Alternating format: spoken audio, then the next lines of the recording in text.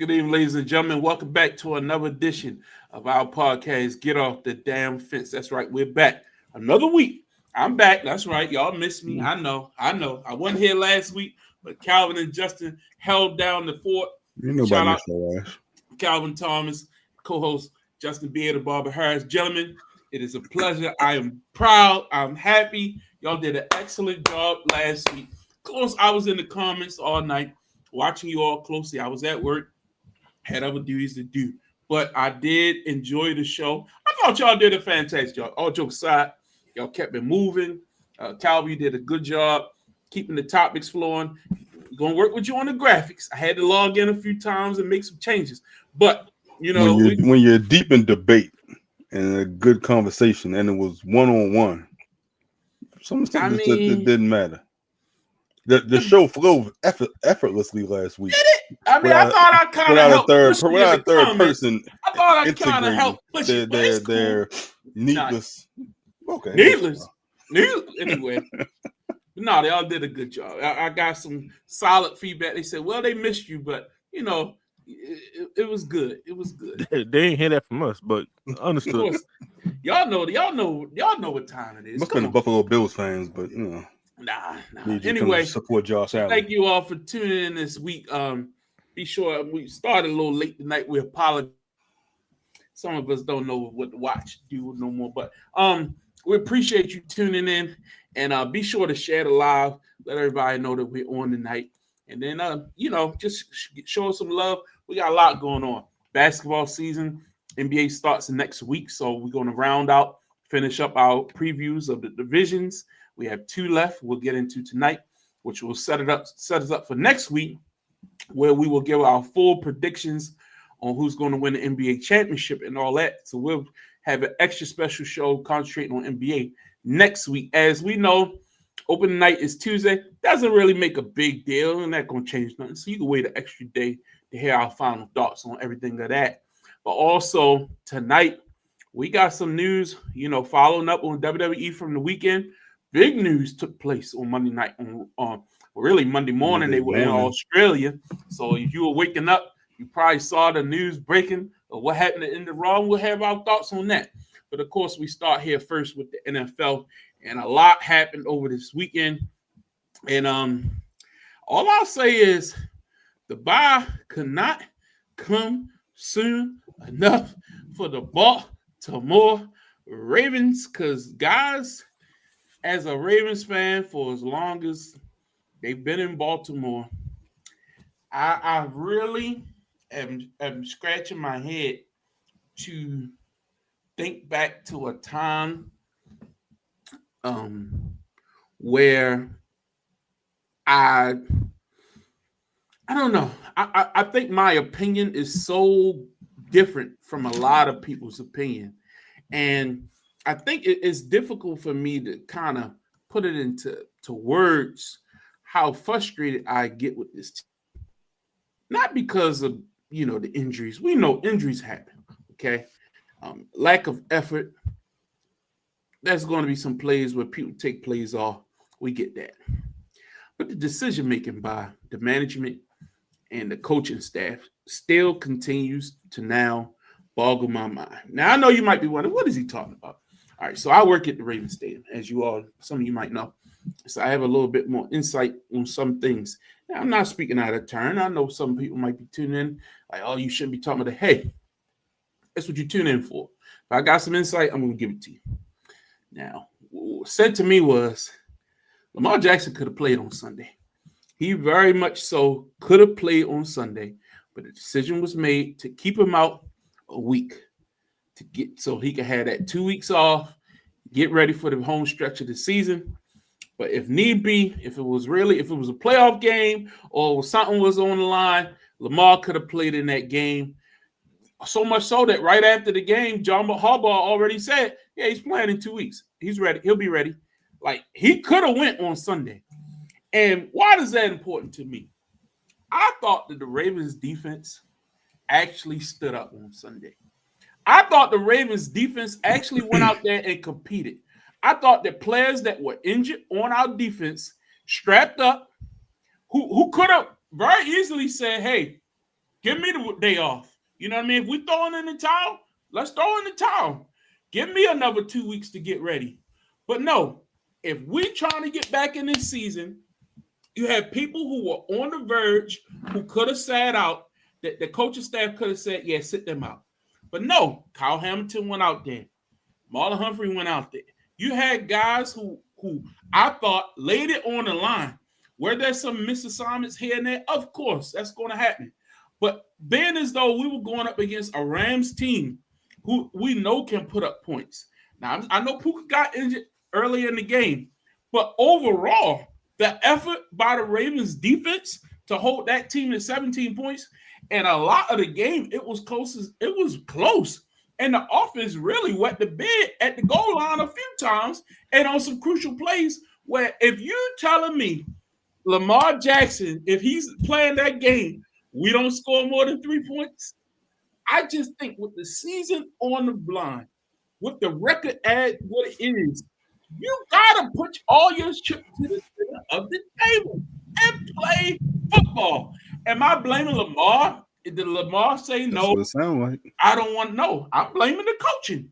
I'm blaming the decision makers who decided no, Lamar. If it's a coin flip, we going with no. Sit you down. I'm not calling Lamar's heart into question. Lamar Jackson going to get paid the most money of any quarterback in the history of NFL when his negotiation, because you saw the value of Lamar Jackson the last 2 weeks on full display. You saw it. If you didn't know before, you're damn sure know. Team without Lamar Jackson running that offense looked absolutely pathetic. But again, my focus isn't about all that because I thought they put on a good effort defensively, which kept them in the game. If you had competent play at the quarterback position, they win that game on Sunday. Calvin, give me your thoughts. So just so we're clear, you're not blaming Lamar. This came from the coaches, not from Lamar that he did not play. It's a management decision. Okay. So Lamar had no say, so we can. If you know something I don't know, I'm telling you what I was told. Okay. I agree with you. The defense played well, had their best performance of the year, probably against one of the better offenses in the NFL with two very good wide receivers and Devontae Adams and Puka. The new addition in Aloha, is that how you pronounce the name? Yeah. Played well, especially in the run game. There's a couple examples of him run blitzing and actually getting in the backfield and stopping the running back for a loss. So he played very well. I don't know if that's his familiarity with Kyle Hamilton or what, but he played very well for his first week of practice and first game as a Raven.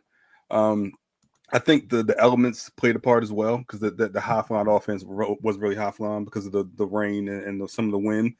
Don't really, I give it to them on that aspect because the ball was slippery, so I'll say that. But offensively, one thing that's pissed me off for the last 3 or 4 weeks is people calling for Tyler Huntley. Like, we've seen Tyler Huntley in the past, in my opinion. I've seen him 4 years ago. I've seen him try to be Lamar Jackson, and he's not Lamar Jackson. I don't need to go down that path again.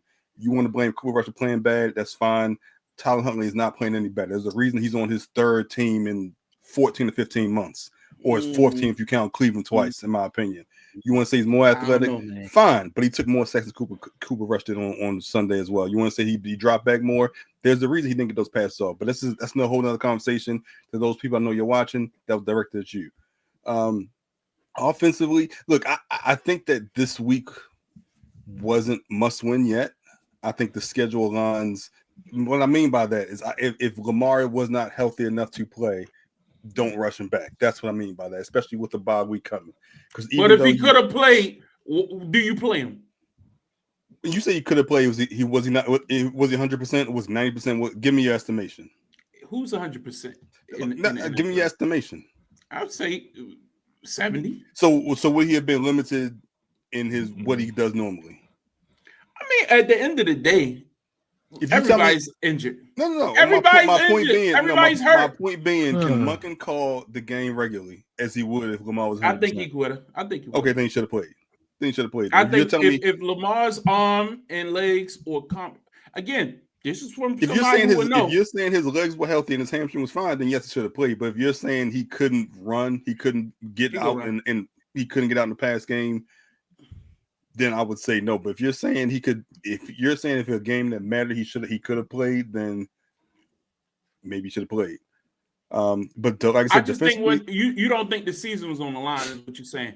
I think this was, I don't want to say this, going into the week, this was a built-in loss because the talk was Lamar was not going to play till after the bye. So I did not have that much hope that they would win. Any expectation. Correct. Mm-hmm. Now, if you tell me Lamar was going to play and he was healthy, then I would look at that differently because I looked at every other game differently. But going into the week when you're talking about no Roquan, Kyle Hamilton may play, Mullen may play, Stanley may play. Stanley pulled himself out as well. That's my issue. Hamilton gave it a go. He was touch and go too. He gave it a go. Like, at what point? I get the quarterback is the most important position. I'm not denying that. I know that's your meal ticket. You lose him, you lose everything.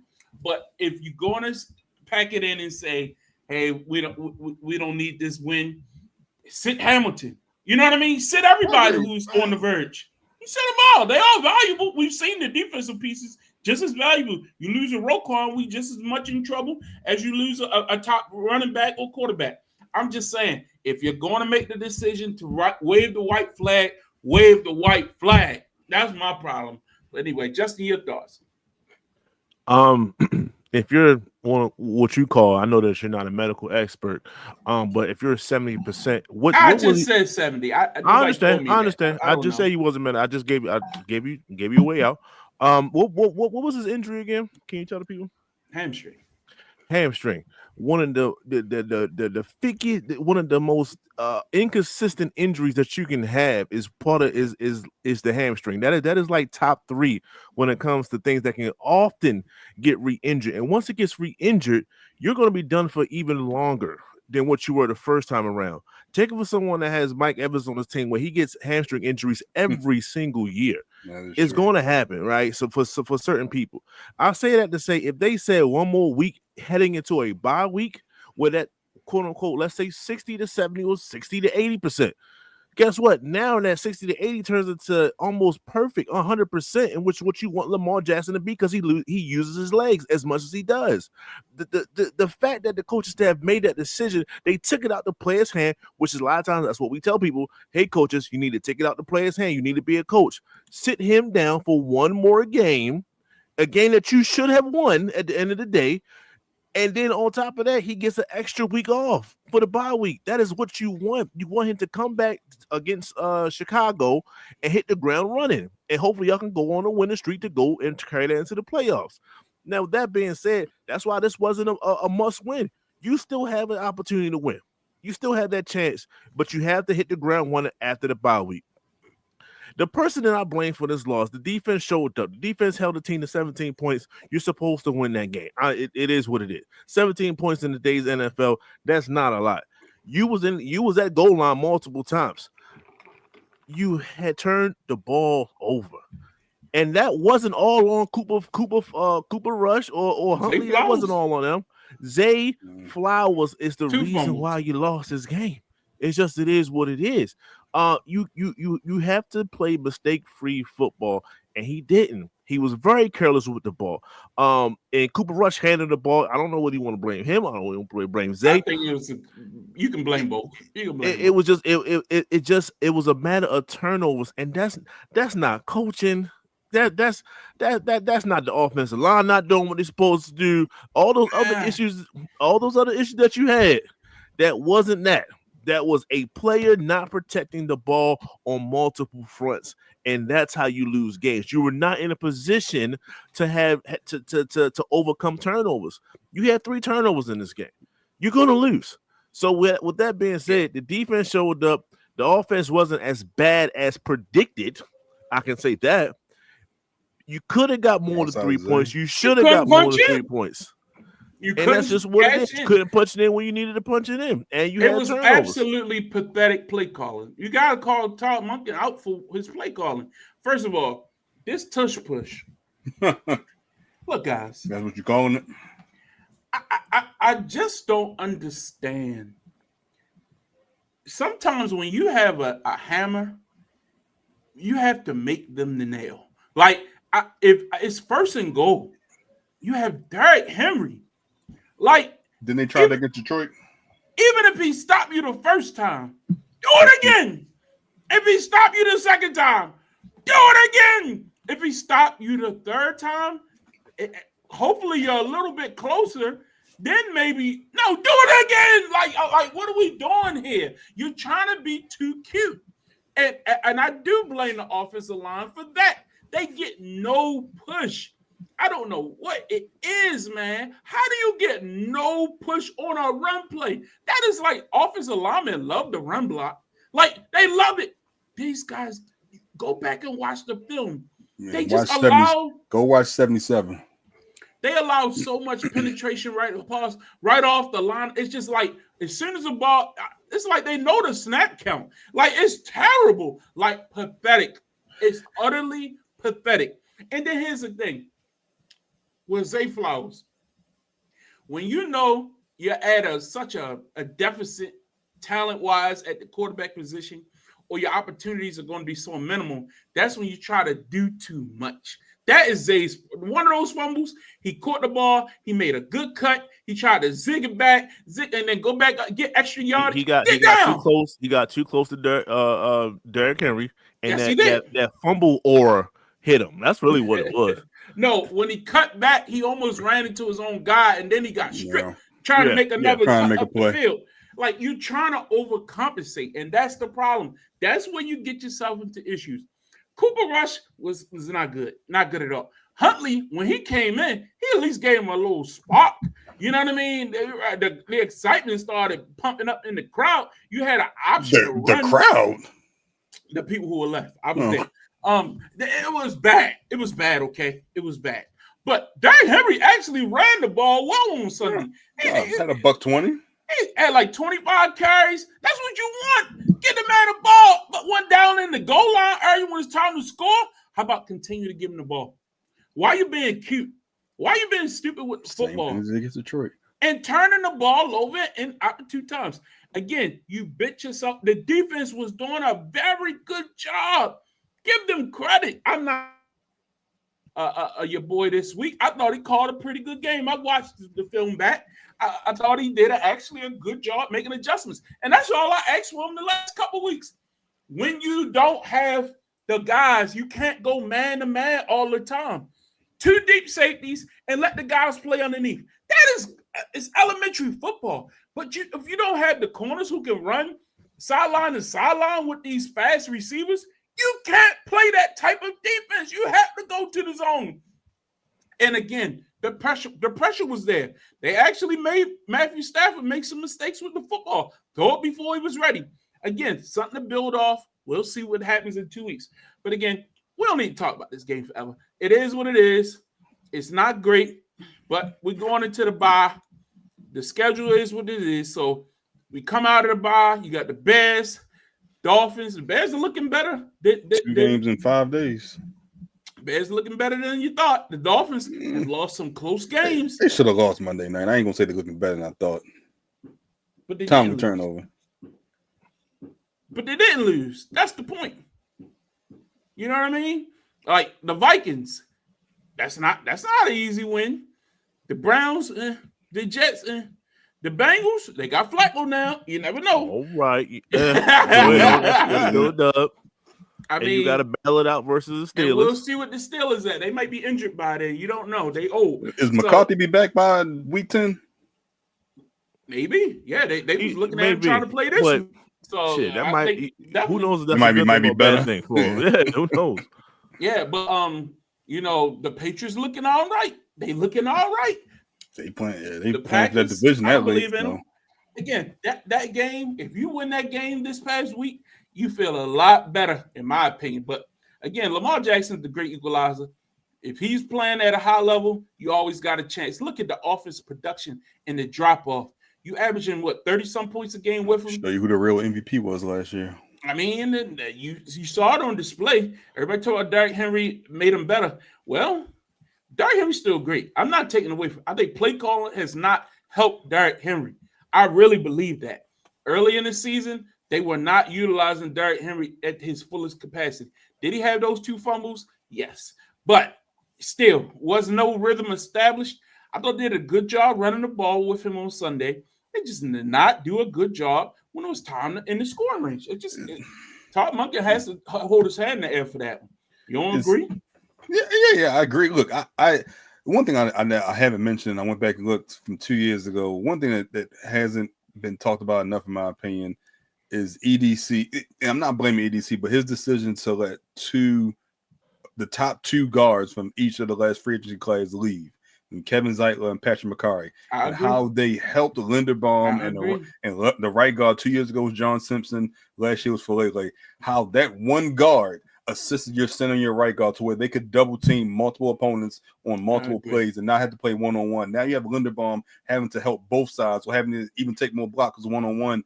And that's why your interior line is just deteriorated. You let your switchblade go. The guy that was playing like left tackle, he was doing everything. All up, you know what I mean? Everything. I mean, granted, you got to make decisions, but look, you don't play with your line of scrimmage. You decided to. I agree with that. You decided to let those. You decided to let those 2 players go the last 2 seasons, and it finally caught up to you and finally bit you in the ass. So, I mean, I get it. You got to pay your quarterback. You got to pay your high price safety. But at the end of the day, Mark Andrews was a luxury. You could have got rid of him. You could have got rid of him. That's what I'm saying. You could have moved on from him. Let's be honest. Like you think? We didn't ask you last. You think you're getting traded now? And what value does he have? Is any value better than nothing? Because you're not going to re-sign him. I'm saying whatever they do, if it doesn't help in season right now to make them a better team, I don't do it until the off season. Well, he's a free agent, so you can't trade him at the off season. Like, what are you going to get back for him that's going to make you so much better? He's saying either let him walk for nothing, or the fact that you might get a 5th or 6th rounder. Yeah, that's what I'm saying. You gotta take what you can get. So you said you rather hold on to him for this season. Yeah, make a run at it and just be okay without it. Understood. If you might even want to bring him back next year, who knows if he going to? It's up to him what he want to get paid. You know what I mean? But I think he's earned that opportunity. I'm not going to disrespect Mark Andrews. Had a rough spell with that drop in the corner of the end zone in Buffalo last year, and that fumble in the middle field. I'm not going to make that his whole career. But at the end of the day, I still think if you saying that this season is still within reach, I think having those 2 tight ends and Lamar Jackson is part of what makes this offense what it is. So I mean, I'm not on. You can't say if we throwing in the towel, get rid of him. But if we still trying to make a run at it, you need Mark Andrews to be a part of that. That's Lamar Jackson, one of his favorite weapons. So anyway, let's keep it moving.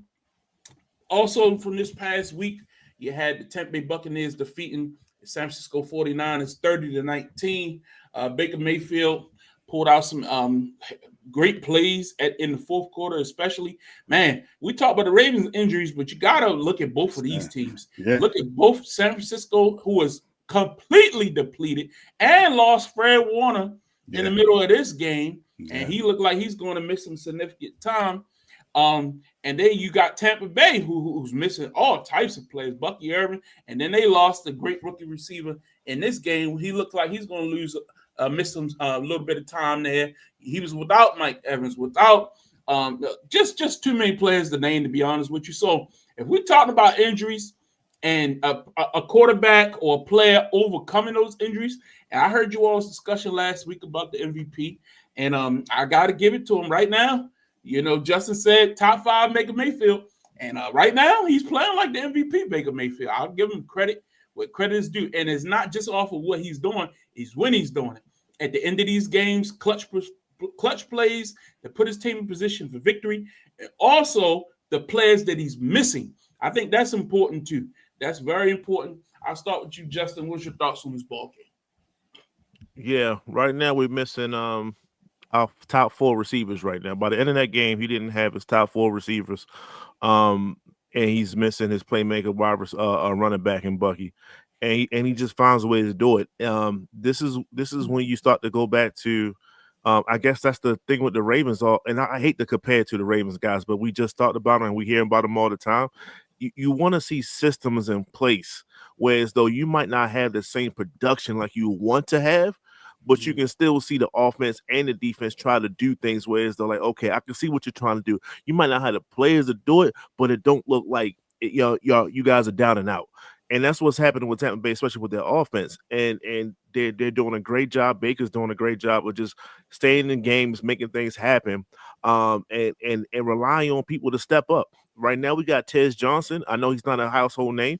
He's our wideout one. Right now, we got a Cam Johnson. Once again, not a household name. He's our wideout too.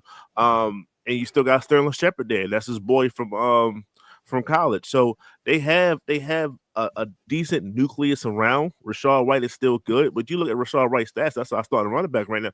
It's garbage. Rashad Wright will not win you in fantasy, but he makes key blocks when he need it. He's one of those reliable dudes, and he'll just tuck his head and just try to get a first down when needed. And that's just the type of team that we have. Defensively, they stepped up. They got a lot of intercepts. They got a lot of turnovers on Matt Jones. They took advantage of him. And the San Francisco 49ers, like I said, they're injured too. So they tried. They just couldn't compete with us when it came to lasting to the fourth quarter. That's what these injuries are. Can you last the whole entire game? And they was neck and neck for the first three quarters, but the fourth quarter we started to spread away, and that's pretty much the end of the ball game. Yeah, I mean, like I say, San Francisco wasn't whole either, so I'm not acting like this was a great win against a great team. But again, when two teams are having the similar issues, I mean, it's even at that point. But San Francisco missing a lot of people. Calvin, your thoughts on this one? Look, great win from Tampa Bay at home, despite the injuries on both sides. Look, I expected Brock Purdy to play. I expected San Francisco to put up a couple more points, but I know they're having a situation with him and his injury status week to week. Look, as long as they have Baker Mayfield, they end most ball games, regardless of the injuries especially on offense. Like Justin said, you're missing your top four receivers, you're missing your better of your two running backs. Look, I can't. It's only but so much I can dish out to this team. I gotta give them some credit. I gotta give Baker Mayfield some credit. I had to win this ball game, but just to keep going despite the injuries, leading this division, and really just being in every game, despite this is their first win of more than 4 points, I believe. We talked about it last week. Yeah, y'all was laughing, not y'all per se, but people was laughing when I said, "Yo, can we win a game without a fourth quarter last second score?" Yeah. And we finally got one. So I'll take it. Yeah. All right. Next up, the Dallas Cowboys were defeated down in Carolina by the score of 30-27. You ever seen a one-legged man in ass kicking contest? If you watch, just watch the highlights of this game. God, every time all you see is number 5 running up and down the field, like, oh, there you go again. That was probably the most pathetic. No, it wasn't. We see the Cowboys defense worse than that. That's the sad part about it. Rico Dowdle said, "Oh, y'all let me go? Okay, bet." Like he said, and hold up and let him know. He called to have someone the week before tell you I'm gonna give you that work, and then give you that work, and then be a huge factor. We had like 30 carries in the victory. Yeah, it was pathetic. He the backup running back. I got Chuba coming. I got Chuba Pauls coming next week. I'll take how many carries you got? I'll take them all. Somebody gonna get me a start. I'll take them all, shorty. I'm putting some good tape out there on y'all today, baby. Only game Dallas coming to town. Somebody gonna have, man. Whoever face the Cowboys, pick the running back in fantasy. That's all I got to say. Go fill your FanDuels up. I'm running it up every week now because that was utterly pathetic. Cowboys, Calvin, tell us about it. I've told you this team has no defense. They're one pass rusher short of being a complete team. Wonder what happened to that pass rusher.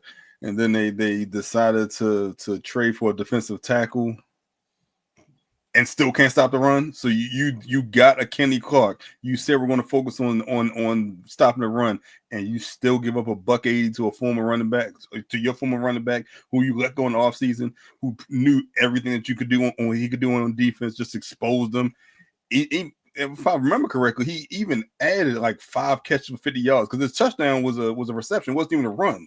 So he had about 240 of all-purpose yards. Completely and utterly pathetic by this defense. But I've called them Cincinnati West for a reason. I'm not surprised they put up points, and they give up even more points. And they give up more points to a guy that said, this is what I'm going to do to you. And then he did it. And then he told you as he was doing it step by step each quarter. How pathetic can you be? Yeah. George Pickens, man. George Pickens, look, some of them catches he was making. Yo, he looked good. Put him in a Pro Bowl. Now, when CD come back and you ain't getting them same targets, that's going to be the question. But for right now, he only on the 1 year deal, CD right? Coming back next week, word on the street. Yeah, he only on the 1 year deal, right? Yes, you're free agent. He putting some good tape out there. He's going to get paid. Yeah, we don't need to waste too much time. But that was pathetic. All right, next up, the New York Football Giants. This was last Thursday night's game. And this is just following up on a conversation we had last week. The Philadelphia Eagles were defeated by the New York Giants. Look, hey, if you ain't been paying attention, I said this. If you go back all the way back to August, I said, when I watched Jackson Dart in the preseason, and I know it was against backups, I said, I don't know, man. I think they found that quarterback. That guy looked good to me. And he's had 3 starts now. Start number 1 looked great. Start number 2, we saw against Carolina. They didn't look great. But now we're looking at Carolina. I said, I don't know. That might be more about Carolina than it is about the Giants because Carolina don't look all that bad. But then last week against the Eagles, the defending world champions, they went out there and they absolutely punked the Eagles. Call it what it is. He looked like between him and Scatterboo, the running back, that looks like a duo that could really be the nucleus and the foundation of the Giants rebuild. I'm not saying they're going to the playoffs this year, maybe not even next year, but they could compete next year. Once they get Napers back, add a couple more pieces, they got cap room. That Giants team could make some noise. And I know a lot of Giants fans, a lot of New Yorkers are feeling the buzz. They feeling the excitement. They're not calling playoffs or nothing like that. But they looking like they actually have a future now. But let's flip it to the other side. Philadelphia, bad loss. Bad loss.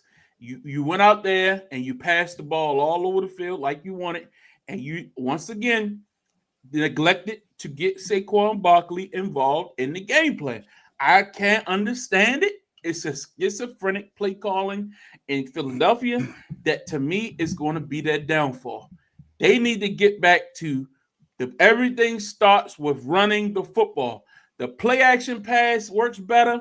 Everything works better when you're able to run the football. You can blame that on offensive line. Maybe that's something we haven't talked about enough. They have lost some significant players offensive line last 2 years in a row. Started with Jason Kelce 2 years ago, Lane Johnson, and what's his name? Big Jason Peters. Like they don't have those guys that used to be like the stalwarts of that Eagles offensive line. And then we got to look at that defense. The defense has not looked great. They were missing Jalen Carter in this game. He missed at the last minute. Their corners get hurt. Both the corners, all 3. They were down 3 corners in this game. So it's not like they were at full strength. But at the end of the day, they are built on being the offense. Goddard had like 100-yard receiving, so it's not like the passing game wasn't there. But A.J. Brown had like 70. You had, the ball was spread around, but the running game is the problem, and it's not working. This team is built to run first. That just is what it is. Calvin, your thoughts on this Eagles-Giants game? It was a good game. Look, the Giants, they're playing nothing to lose. They put their young quarterback in Jackson Dart. They put Scatterbo out there. For the Giants fans, is the guy named really Lil Jordan? Like that's his legit first name? Like who? The number 89. Like his name's like Lil Jordan Humphrey or Hump, something like that. No, they be calling him that like Lil Jordan Humphrey, like it's Little Jordan. Like his name is Jordan Humphrey. But every time they was referring to him on the telecast, it was look at Little Jordan. I thought that was his real name. I thought that was his real name. Okay, cool. I thought that was his real name, but he made an impression on me. According to Google says Lil Jordan. That's his real name. LIL apostrophe. That's his real name. Jordan. Okay. That is not his real name. Yo. Look, he got a fan of me now. He got a fan of me now. I'm checking for him every week. I'm checking for him every week. I'm checking for him. Your parents said, "Yeah, you gonna be Lil Jordan." Yo, I'm checking for him every week now. I That's was my wondering guy. why on the broadcast both announcers kept calling this man Lil Jordan. I'm like, I know they used to do that with your boy down there in Dallas, Lil Jordan Lewis, who's it, Corner or whatever. Or, yeah, and Skip used to call him Lil Jordan Lewis. I'm like, why you always gotta refer to that man by his height?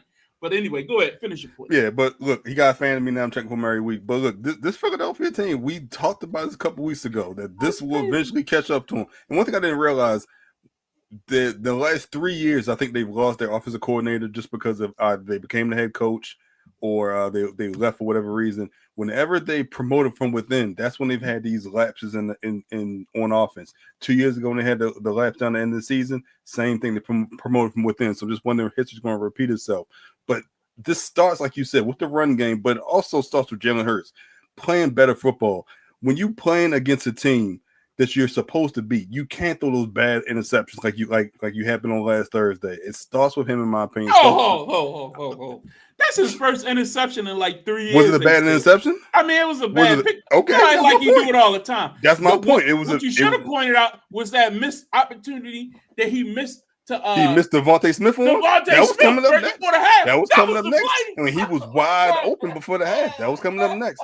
Two bad passes, two bad mistakes. That was the game right there. And then, like you said, the defense decided to give these long drives. They couldn't stop the run, whether that's the Jalen Carter. You lose two defensive backs now. Now you're missing the two that you let go in the offseason as well.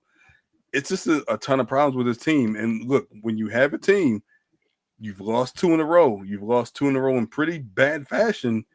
And we know what can happen on the offense. It's just a matter of time. They got to turn this around fast, in my opinion. I agree. Justin. You let Scatterbo get 3 touchdowns against your defense. Scatterbo's good. Don't act like that man not a Scatterbo got a short shelf life. He's gonna be here for like 4 years. You know what I'm saying? He got like 4 years in him. It's he's a throwback, so shout him out. Like he does remind you of running backs up until like 2000. But at the end of the day, this is an indictment on Philadelphia. I'm not going to take anything away from the Giants. Shout out to the Giants for taking this win. But at the end of the day, like they pretty much got punked. Like they didn't just lose. Like they got punked for everyone to see, and everyone's watching this, right? So that definitely hurt their aura that they had coming out. So what that does is like, so what does that mean, right? So what does it mean when your aura gets attacked?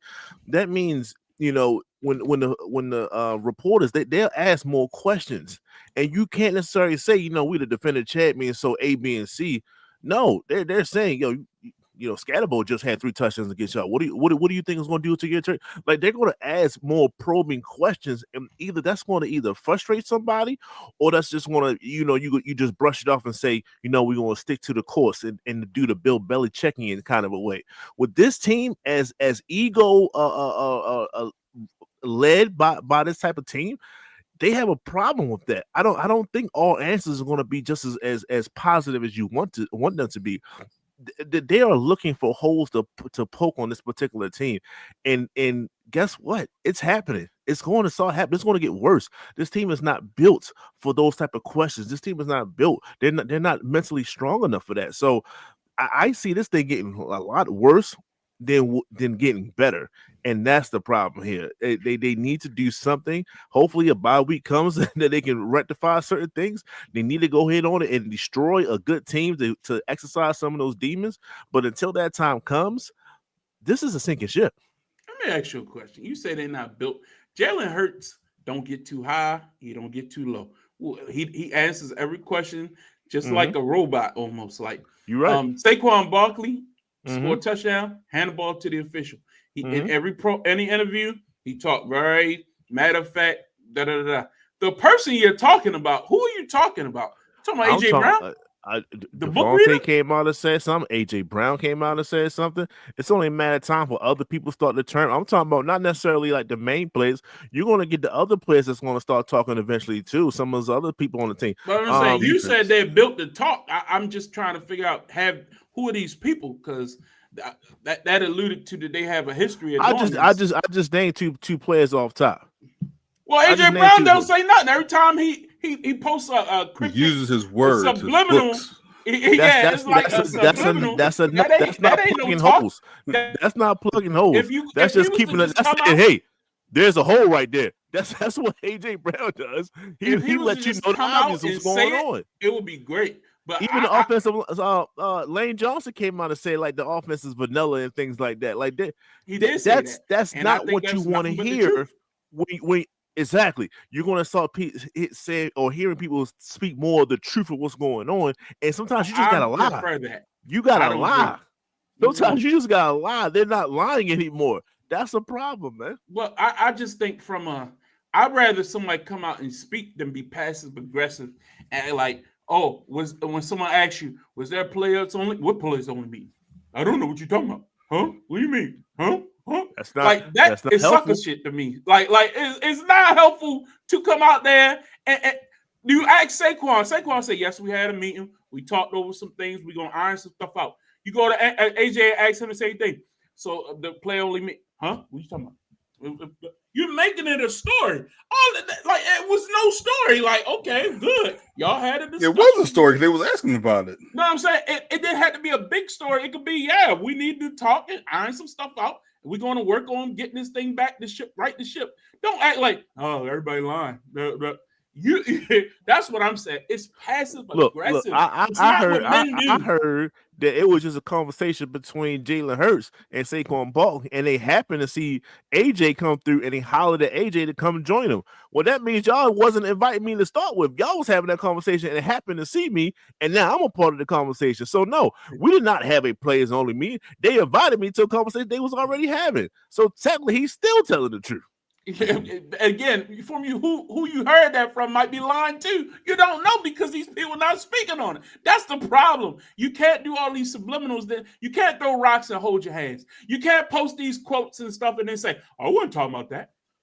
You can't. You just can't do that. If you want to be a man, stand on it. That's all I got to say. To me, trade his ass in the offseason. That's just my opinion. I mean, get him out of there before the trade deadline. Be honest with you, get him out of there. So a team that has super restoration should trade one of the best receivers. He's not helping. He doesn't want to be there. If you don't want to be there, you gotta get rid of him, man. You do. He's a cancer. The passive aggressiveness is not helping. It's not. I'd rather have. Are they better with them or without them? I don't know. Depends on what you bring in. I don't know. Okay. I really don't know. I think Devontae is good enough to be a number one. That's just me. But anyway, he's a Heisman Trophy winner. Next up, the Atlanta Falcons defeated the Buffalo Bills 24-14. One of us called that. Football. Man, what a big one. Yeah, one of us did call that. Justin did call that. Great call by you on Justin. What happened to Calvin? He bowed out because I'm sure he's going to say some lie. But he ain't call that. You did, Justin. What was your thoughts on this game? His name is Bijan and his last name is Robinson, and they effed around and found out. That's basically the name of this game. He run like London, he walking. I'm not gonna say nothing about that. Drake London dominated day two. Like their players showed up, and Penix delivered the ball when needed. Like Penix didn't have a bad game. Last week, I gave Buffalo the you probably didn't necessarily expect this from this team or so on and so forth. They had that. Now that excuse is gone, you cannot use that excuse anymore for the rest of the season. They got their ass whooped for the second time in a row. And now you need to go into I'm not going to say panic mode, but you got to iron out a lot of stuff that's in Buffalo.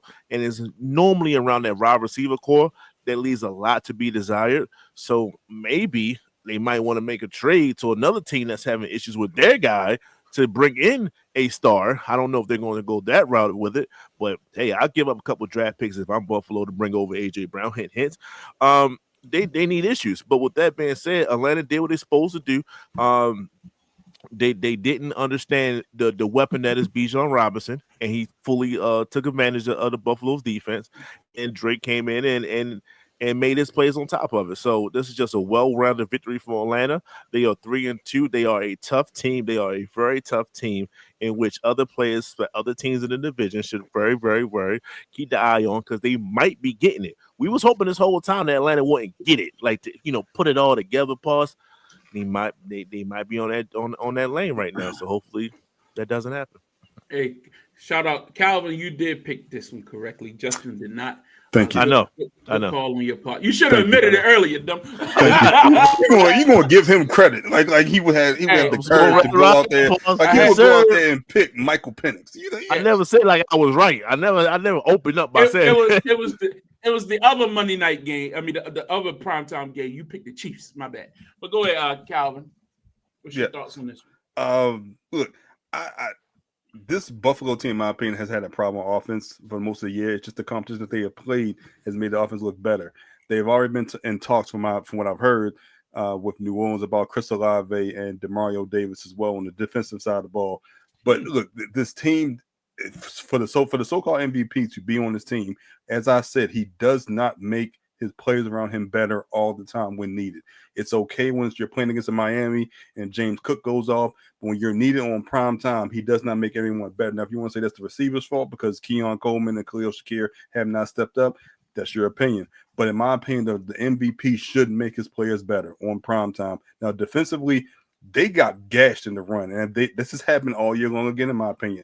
Against Baltimore week 1, Derrick Henry went off. Against Bijan this week, Bijan goes for what, 80-yard touchdown run, 70-yard touchdown run on one carry. He gets a couple passes as well, over 180 yards of total offense. They have a problem with the run as well, and that's going to hurt them when it gets cold and when it gets close to the playoffs. So this is just a flawed football team, in my opinion. Now, I'm not saying Atlanta's the best, but Atlanta was able to exploit those deficiencies against the Buffalo defense and offense. They were able to win on Monday night. Well, I mean, let's be fair. If we're going to be fair, let's just keep it consistent. We talked about all the injuries the Ravens had. We talked about Tampa Bay's injuries. We talked about San Francisco's injuries. Buffalo were missing Matt Milano, their best linebacker. He seems like he's always out. Missing all 4 corners. They had none of that secondary was there. I mean, not corner. 2 safeties, 2 corners. They didn't have. But they changed this. They benched Hamlin. They benched the other guy. So they've had a rotation of safety since week 1. So I'm not. But they were missing all their corners. Like it is. I'm not reporting it. That's what they told us during the game. Like they were missing a lot of players. Like again, we can talk about make your team better. MVP. Agreed. Again, and you were missing Dalton Kincaid. You were missing, like, it is what it is. Injuries happen to every team. I thought that Josh, that interception he threw at the end of the game was just terrible, just bad. You can't make those mistakes. And he's been turning the ball over with greater regularity the last 2 weeks. Had a bad fumble in this game as well. So, yeah, they're getting to him. Offensive line isn't protecting them. But I thought that was more on what Atlanta did. Atlanta did an excellent job getting pressure in his face quickly, and he wasn't able to step up and get those big gash runs that he typically does. But the story of this game came down, like you said earlier, to 2 people, Drake London and Bijan Robinson. They were absolute. And let's give a look. I'm a Kirk Cousins guy, but the quarterback did his job. He delivered the ball. 3rd down, it was like, count it, log it. Dock it every time. Like he was going to Drake London. I knew he was going to Drake London, and everybody knew he was going to Drake London. Didn't matter. And he still got to Drake London. Pitts wasn't much of a factor. Like this was out. Darnell Mooney was not playing, so he was without one of his other big weapons. So again, great performance by Atlanta. They're up and down team. They haven't been the most consistent team, but we'll see. Something to build off of them. That's a good win. That's a very good win. That stadium was full of Bills fans. Atlanta, y'all need to support your team. Support your team, man. Y'all trying to build something. Y'all the hotbed. Y'all, I mean, you got a black quarterback, black running, black. You know what I mean? Support your team, man. Build something. Like, come on. Like, damn it. What you trying to say? Not like the Giants? What you trying to say? I mean, look. He said black and back and black. Black and back, damn it. Atlanta, you got black representation. Y'all had Matt Ryan, and you know what I mean. Like Support your black They quarterback. had Jamal. Well, they had that was what Chandler. Look, Vic. They had Michael Vick and Agreed. Ward Dunn. We back to those days. Like support your team, baby. Dirty Birds. Anyway, next up, the Kansas City Chiefs defeated the Detroit Lions 30-17. Once again, injuries. This line team was depleted in that secondary, and Patrick Mahomes picked them apart. Hollywood Brown had a game. Travis Kelce had a game. They were able to do whatever they wanted, and it was close for a lot of this game. It was very nip and tuck. It got away from them late, but it came down to a game of attrition. And at the end of the day, Kansas City needed to make the plays. Mahomes, what a hell of a play. That run he had, oh, man, sensational. And again, if you're just looking at pure numbers, looking at performance, looking at overcoming injury, Kansas City's right there again. It had a bad loss last week, so that knocked them down a peg, but they bounced back with a good victory over a very good Detroit team.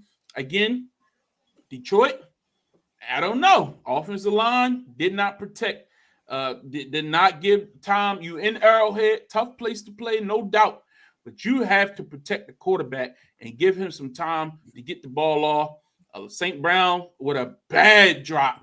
That cost him costly. That game's completely different if he catches that ball, but he didn't. It is what it is. And then again, 30-17 doesn't really tell the story. It was a lot closer than that. You know what I mean? Again, that's only 13 points, but it was a close game, and it really just turned on a couple plays here and there, and that's the difference in the ball game. Yeah, Calvin, your thoughts? We'll say between that and that Jared Goff catch that was called back early on, that was a terrible call. They called it illegal motion or something on him. That was dumb. Yeah, between those two calls, really kind of set Detroit back, because that would have given them an early 10-0 lead if they would have got that touchdown, I believe. 13. Oh yeah, that would have really given them a good lead. But give props to the Chiefs. That offense was rolling. Detroit gave up on the run, in my opinion. They only had like 21 runs between Montgomery and Gibbs, and they didn't have over 80 yards. So they gave up on the run, in my opinion. But then they got down so early and they had to throw the ball. Like you said, the fumble by St. Brown, who had he had like 10 catches, but he only had like 40-50 yards. So he really didn't have any yards of the catch as well. Jameson Williams wasn't able to really get down the field. So the defense for Kansas City played well for the most as a whole, just for this Detroit offense. And then Mahomes did what he did. And they're only going to get healthier. Worthy's going to get better. And Rashee Rice comes back this week. So every time we say it, you can't count Kansas City out. And then all of a sudden, they just come back again. There you go. Justin, here's your team. Not my team. But with that being said, I figured, Patrick was going to slice and dice his team. That's just what, I figured that was going to happen. But what I didn't like from Detroit, more so than anything, is, Calvin, you mentioned that they barely ran the ball. They got down and everything. We know that, but it was a little bit more than that. Montgomery had like 4 carries to Gibbs' 17. Yeah. That's too big of a margin. So they're getting what they Sonic and Knuckles. They're getting all Sonic and no Knuckles. Like he helps wear down defenses, just similar to any other power back. He's a power back that can break it from time to time. To be fair, Montgomery got nicked up. That's why he came out. Yeah, I had him on my ticket. Go ahead. Understood. So with that being said, because I was wondering why the coach said that we want to give Montgomery more carries. So I think it was in there enough to get more carries than just 4. But with that being said, it's nothing to ride home with. Rashee Rice is coming back. This Kansas City team is going to take it to another level. Kelce is starting to get more active. Hollywood Brown is starting to say, like, hold up, don't forget about me. And we never know what might happen to the boy Thornton. He had a bad game, particularly this particular week. Yeah. But once Rashee Rice comes back, he might be 1-on-1 downfield, and no one will see him. And then next thing you know, he's making plays. Same thing for Xavier Worthy. When he doesn't have a great stat game, when you see certain plays, you can see the defense focusing in on him. So he's freeing up other players as he runs across the field and things like that. Speed kills. And this running game, I swear, if they might want to make a trade, they need to call up Brees Hall, and there's other running backs that might need to come. This running back, this duo You think for needs a Kansas City? lot more. Yes. I think it's an offensive line problem. I don't think it's a running the- problem. Isaiah Pacheco scares nobody. Rush scares nobody, and Hunt. eventually that's going to catch up with him, and it's going to catch up with him in a negative way. So we'll see. But I think that's the only thing they need to work on is changing that part out. Yes, everyone needs a better offensive line, no doubt, but they need a little bit more better playmaking in their backfield, and they don't have it. Well, at the end of the game, Deion Branch got himself suspended because Patrick Mahomes tried to shake hands with him, and Branch, I guess, still had an issue from something that happened towards the end of the game, and he brushed him off, and then they started going at it. Like, it was like, you see the picture there, Yo had him by the head, was throwing hands. They said, man, he really just got with him. Yeah, it was got rough. But so he's suspended, and they were already down 3 corners in this game. So now going into next week with a big matchup, Detroit going to be down. They might get one of the corners back, but they can be down 4 defensive backs again. What is going on around this league? What did y'all think of this scrimmage? One, it makes them even for next week. So I with y'all being down 4 receivers. So really, I was talking about this at the shop. I just think one game wasn't enough. I think you should have got 2 games. And the reason why I say that is because, if players are going to have issues with each other, we know that. Players are going to have issues with each other. We know that. If you want to fight, just do it during the game. The lines, yeah. Once the game is over, you got to wait till the next time you play, and hash it out there. When you start to have this thing, and that's why I said it was only one game, that throws me up because some players might think it's worth going after a player after the game if it's just a 1-game check.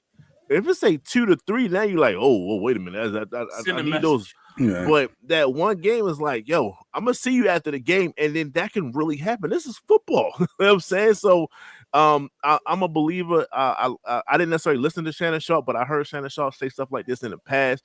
It's like, yo, between the game is I got you. You do something dirty, I'm gonna get your ass back. It might not even be this game, it might be next game, but I'm gonna get you back. You gonna see me. But to do it after the game, I might be a little bit old school for that. I'm just not feeling it. Whatever Brian Branch said that Juju's did, that man did that. So he deserved what he got, in my opinion. I call it, man, Deion Branch. Yeah, my bad. So yeah, next up, Washington football team, the Commanders, were defeated at home by Caleb Williams and the Chicago Bears. It's wild because this is a year after the big Hail Mary that Jaden Daniels threw. It really set them off the top and sent Chicago down a spiral, got Eberflus fired. Everything happened after that Hail Mary. They just cratered. And then they win a game like this. But to me, to start this game, while Caleb was good, Caleb made some plays when he needed to. Goddamn, DeAndre Swift was clutch, super clutch. Down the stretch. For my fantasy team. He made some plays in the pass game and in the run game, and he just looked like super slick and quick, and Washington had no answer for him. But because, of course, the game turned, Washington had this game in hand, could have iced it off, and Jaden Daniels, the ball was slippery, the rain, the handoff wasn't clean, fumble, Chicago recovers, and they walk down the field, able to walk off the game with a field goal by Jake Moody, who was the former kicker for the San Francisco 49ers. All kinds of stuff happened in this game, but I thought it was a good win. Caleb Williams, that team is now sitting at 3-2, winning 3 in a row after starting 0-2. Very good for the Bears. Justin, I'll start with you. Your thoughts? That's what it is. Sometimes games come down to 1 or 2 certain plays. In this particular game, it came down, and if Bill or JD5, if they don't fumble that handoff, they win a game. They win that game. So give all credit to Chicago. Give credit to Caleb. Give credit to Swift for leading the team in rushing and receiving. So he was doing it all. Washington has a problem. I don't know. I blame Bobby Wagner. You gotta take more. I don't know if you're getting long in the tooth. You're getting a little bit older there, brother. Bobby can't play pass defense, man. You got to do a better job, brother. You got to do a better job. This ain't happening. Debo was damn near no show. So basically, I let them tell it. They should have won, but at the end of the day, Terry McLaurin, you need to come back, brother. You need to come back healthy. I don't think he's playing this week. And your team is lacking certain plays downfield, and you was the one that was doing those last year. So JD, I had no doubt in JD, but some of those wins last year, some of those Hail Mary wins, some of those last second wins, well, brother, they're not coming as easy this year, and that's the NFL. It catches up with you right quickly. But he'll bounce back. I have no issues with that. Pause. Another team, in my opinion, gave up on the run too early with Jacory Crosby Merritt. Jacory Merritt, he didn't get enough carries, in my opinion, especially late. Now I know they turned it over late, but until that time, they were still a ball game, which they could have run the ball more. I think Jaden Daniels had like 10 carries coming off his hamstring injury. You make the same face I made earlier. I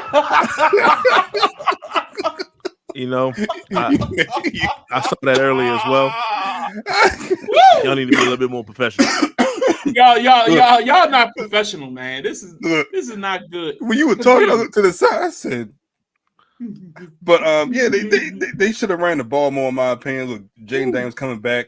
They need to give him some help. But I'll say this: Caleb Williams really surprised me. Didn't know if he would have the poise to go down on that last drive. They were in good field position, but just how far he's come in a year's time, in my opinion, he's really taken that leap this year.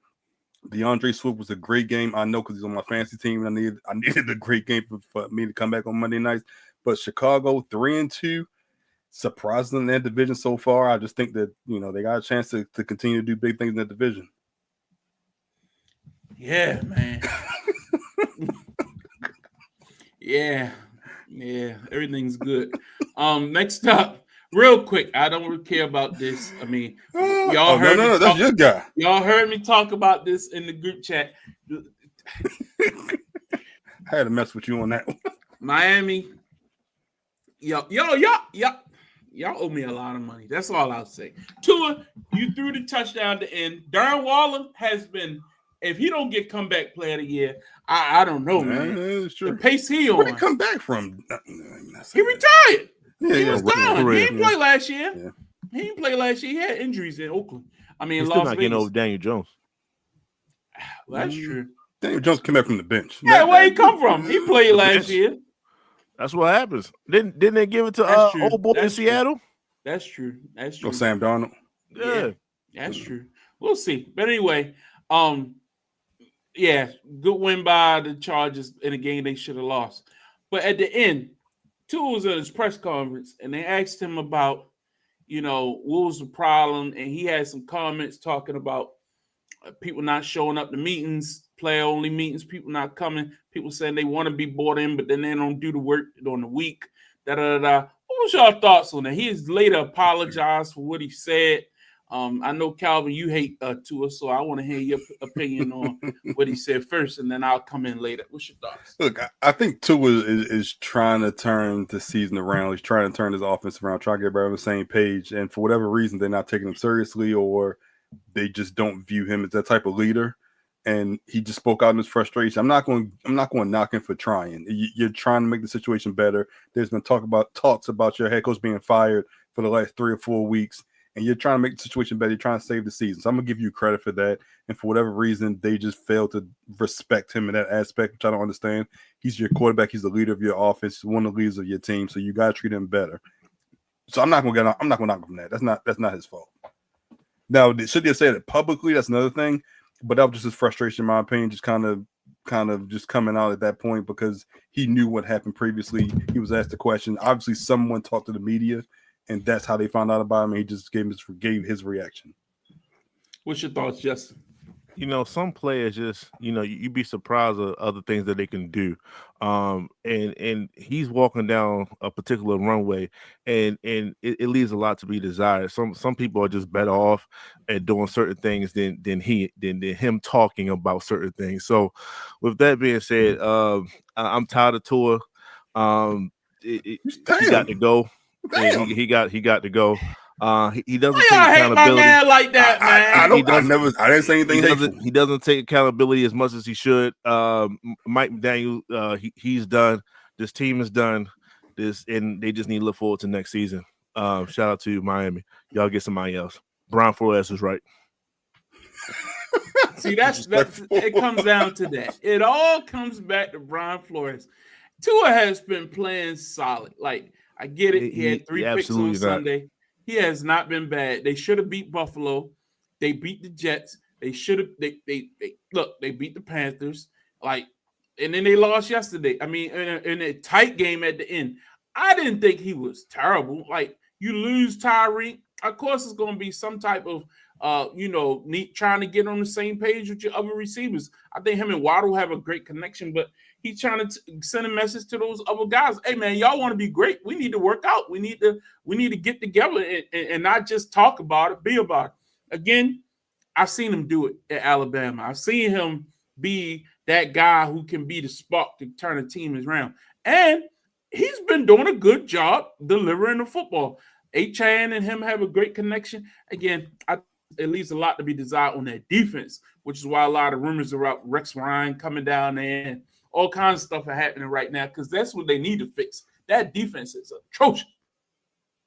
But anyway, let's move on. So we talked about most of the big games. Any other game that you wanted to touch on real quick from this past weekend that jumped out to you? I think we hit just about everything, Calvin, real quick. That Jacksonville-Seattle game, I was high on Jacksonville. They let me down. I'm learning not to trust Trevor Lawrence again, but you have a team fly to you cross-country, and you lay an egg like that, in my opinion. You lay an egg after cutting off this phenomenal Monday night victory. You're supposed to be hyped. You're supposed to have contain that energy, and then you lose to Seattle. You lose to Seattle, who is a great team. I mean, I picked the Seattle for a reason. I thought they were just better. I mean, Jacksonville had a good win against Kansas City. I'll give them credit for that at home. But Seattle, coming from the West Coast all the way down to Jacksonville, Florida, did a phenomenal job. I didn't put it because it wasn't close. It was a beatdown. It wasn't close. That was the problem. It was a beatdown. That's what it was. Like, straight up. Just anything else. Jets and the Broncos. My God. Atrocious. When you end up with negative 10 passing yards for the game, Justin Fields, my dude, we tried. I tried. Everybody tried to look out for your boy. You said that, it wasn't you. It was the Chicago Bears system. You know what? You should have got more time in Pittsburgh. You should have been a Steeler for longer. You was the one that was quote unquote winning some of those games. It wasn't Russ. It was you. So now you got your off season. You got your new team. They invested in you. It's all sitting around what you do, and you give them doo. That's what you did. That's what you did. So putrid performance. I just wanted to highlight how putrid that performance was. Got to do better. Yeah, that was bad. That's bad. Let's move on because we do have to review what happened last week. And last week, look, we can't all. I wasn't here in person, but I did send in my picks.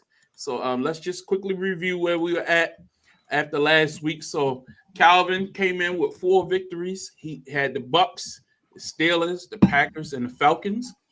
I had the Bucs, Panthers, Seahawks, Steelers, and the Packers. And Justin had 3 wins with the Bucs, Steelers, and the Chiefs. So, not bad. I took this week's victory. Calvin came right behind and Justin right behind. That's pretty much on par for course. You know what I mean? So you finally tied with me. Okay. So and Justin is lacking. Yeah, so updated count after 2 weeks, we had 8 wins, and Justin, there you are with your 6 wins. That's not, everything's within shouting. Look, again, like I always just said on LSC Lock Show, sometimes you got to go out on a limb. Sometimes you got to, don't just go with the chalk. You had no sometimes. courage or conviction. You But just randomly we know picked, Calvin. You just picked the opposite of what I picked to catch up. If you know whatever, ain't no opposite. You gotta know football too. But Calvin gonna go whatever the betting line is. You know what I mean? If Vegas say this, I picked that's the what Calvin Falcons. gonna They were pick. I picked the Falcons. They were underdog. You might take one. I picked the Jaguars. They were underdog. A home That's team. more than one. That's home more team. than one. I picked Detroit. They were the underdog. You picked two home teams. Detroit. Detroit maybe. I don't know. They were better. It's all about taking multiple angles, man, and that's what it's going to be. And in this situation, I'm definitely going to catch up. But what y'all take, I'm gonna just take a different angle, man, because we love looking at man. We love looking at different angles, baby. That's all it's about. Yeah, we do like different. Jeez, you're a good one. Stay focused, my guy. Let's get back to our picks for this week. Let's start with the Bengals hosting the Pittsburgh Steelers. Real quick, we doing these in rapid fire. Quick thoughts, Justin. Who you got? Pittsburgh Steelers. All right, wow. You mean you still gotta tell us why? Hey, what we doing? I mean, you can succinctly tell us why. Flacco's going to turn the team around, just not this week. Not against Pittsburgh, not against that pass rush. So I'm going with Pittsburgh Steelers. Shout out to Mike Tomlin. He definitely called them out. So hopefully his team backs him up when it comes to that. He won't play Flacco. He won't play against the backup. That is true. And it's Thursday, so they do play Thursday, correct? They play tomorrow. So I think it's just a little bit less a preparation. Get Flacco to next week, and then I'll probably start picking some more Bengals. Calvin, what you got? Yeah, Pittsburgh. Flacco's second game in 7 days with his new team. They really can. I think the next game is really kind of when you'll see more from this offense. But until then, they got to keep it basic for them because they really haven't had time to really install anything.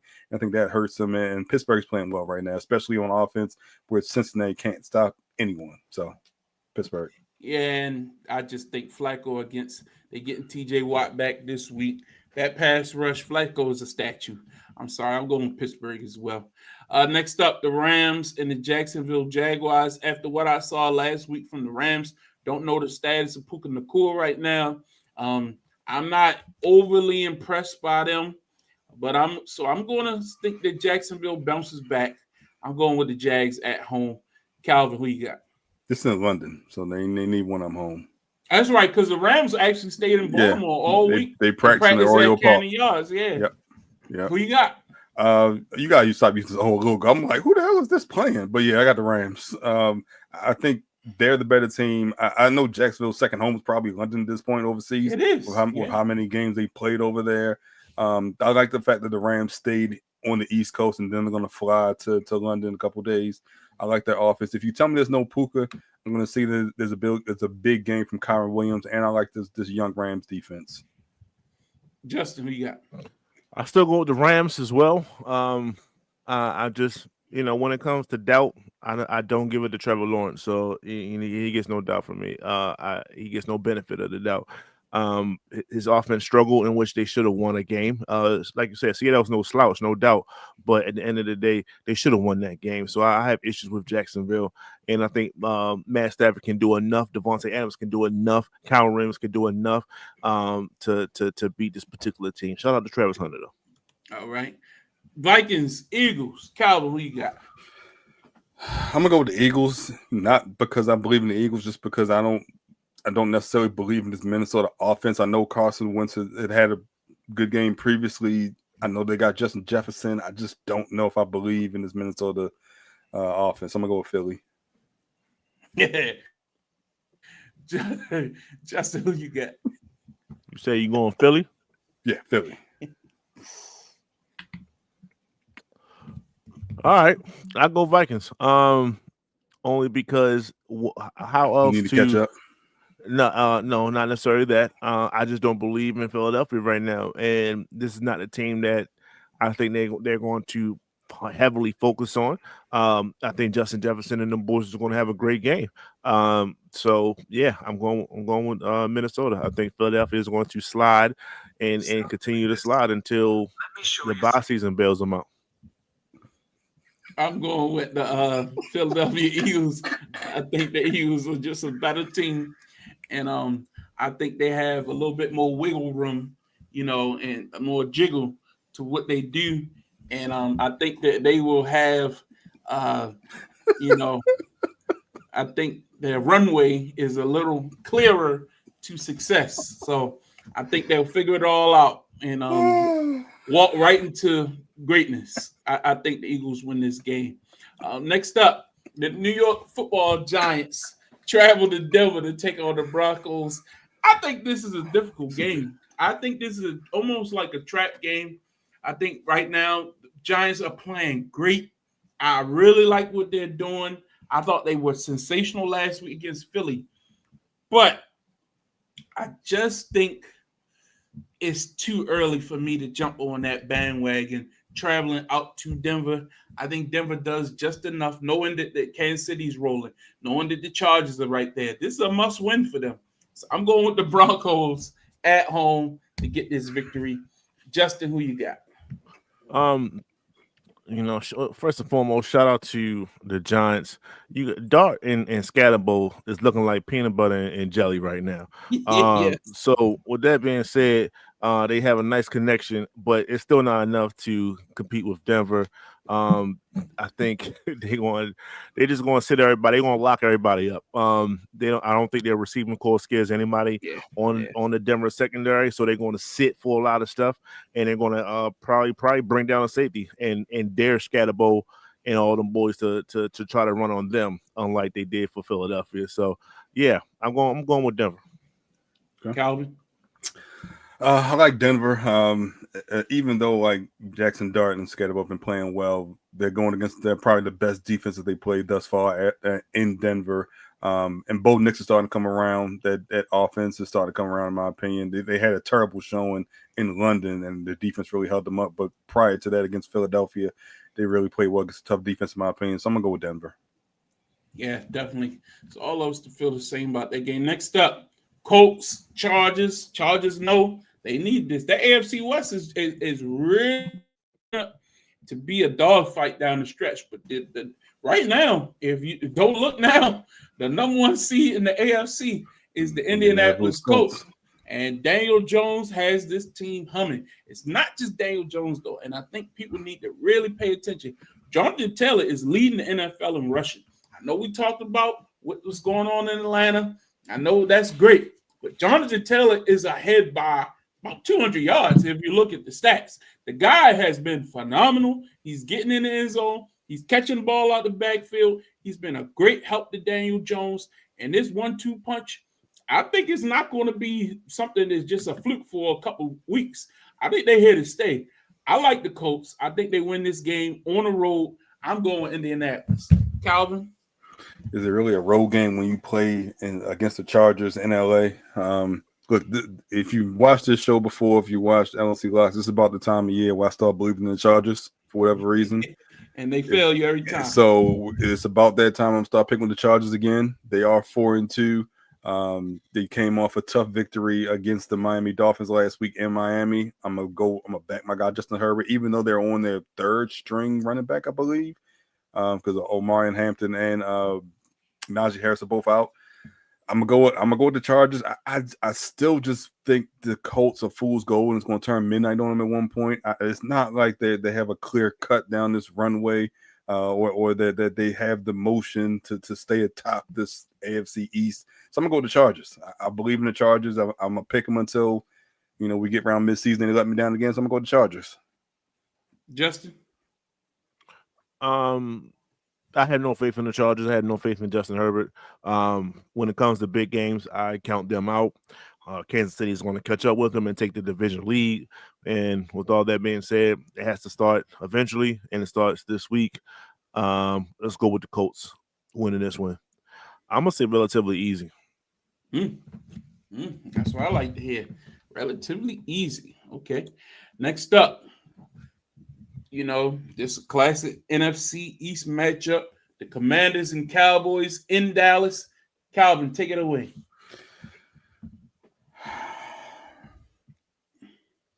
No Terry McLaurin. If you tell me there's no Terry McLaurin, I'm going with the Dallas Cowboys. This team will score points. I'm not sure if Washington offense can keep up. Washington's defense has also been giving up some points lately as well, even though they are, I believe they're 3-2 or 4-2, whatever the case may be. And Dallas does have, in my opinion, an MVP candidate in Dak Prescott. You're going to get CeeDee Lamb back as well. I'm going with Dallas. All right. Justin?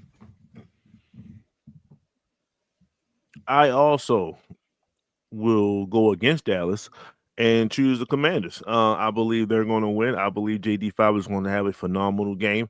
If they let Enrico Dow go off, wait till Bill Cosby Merritt get a hold of them.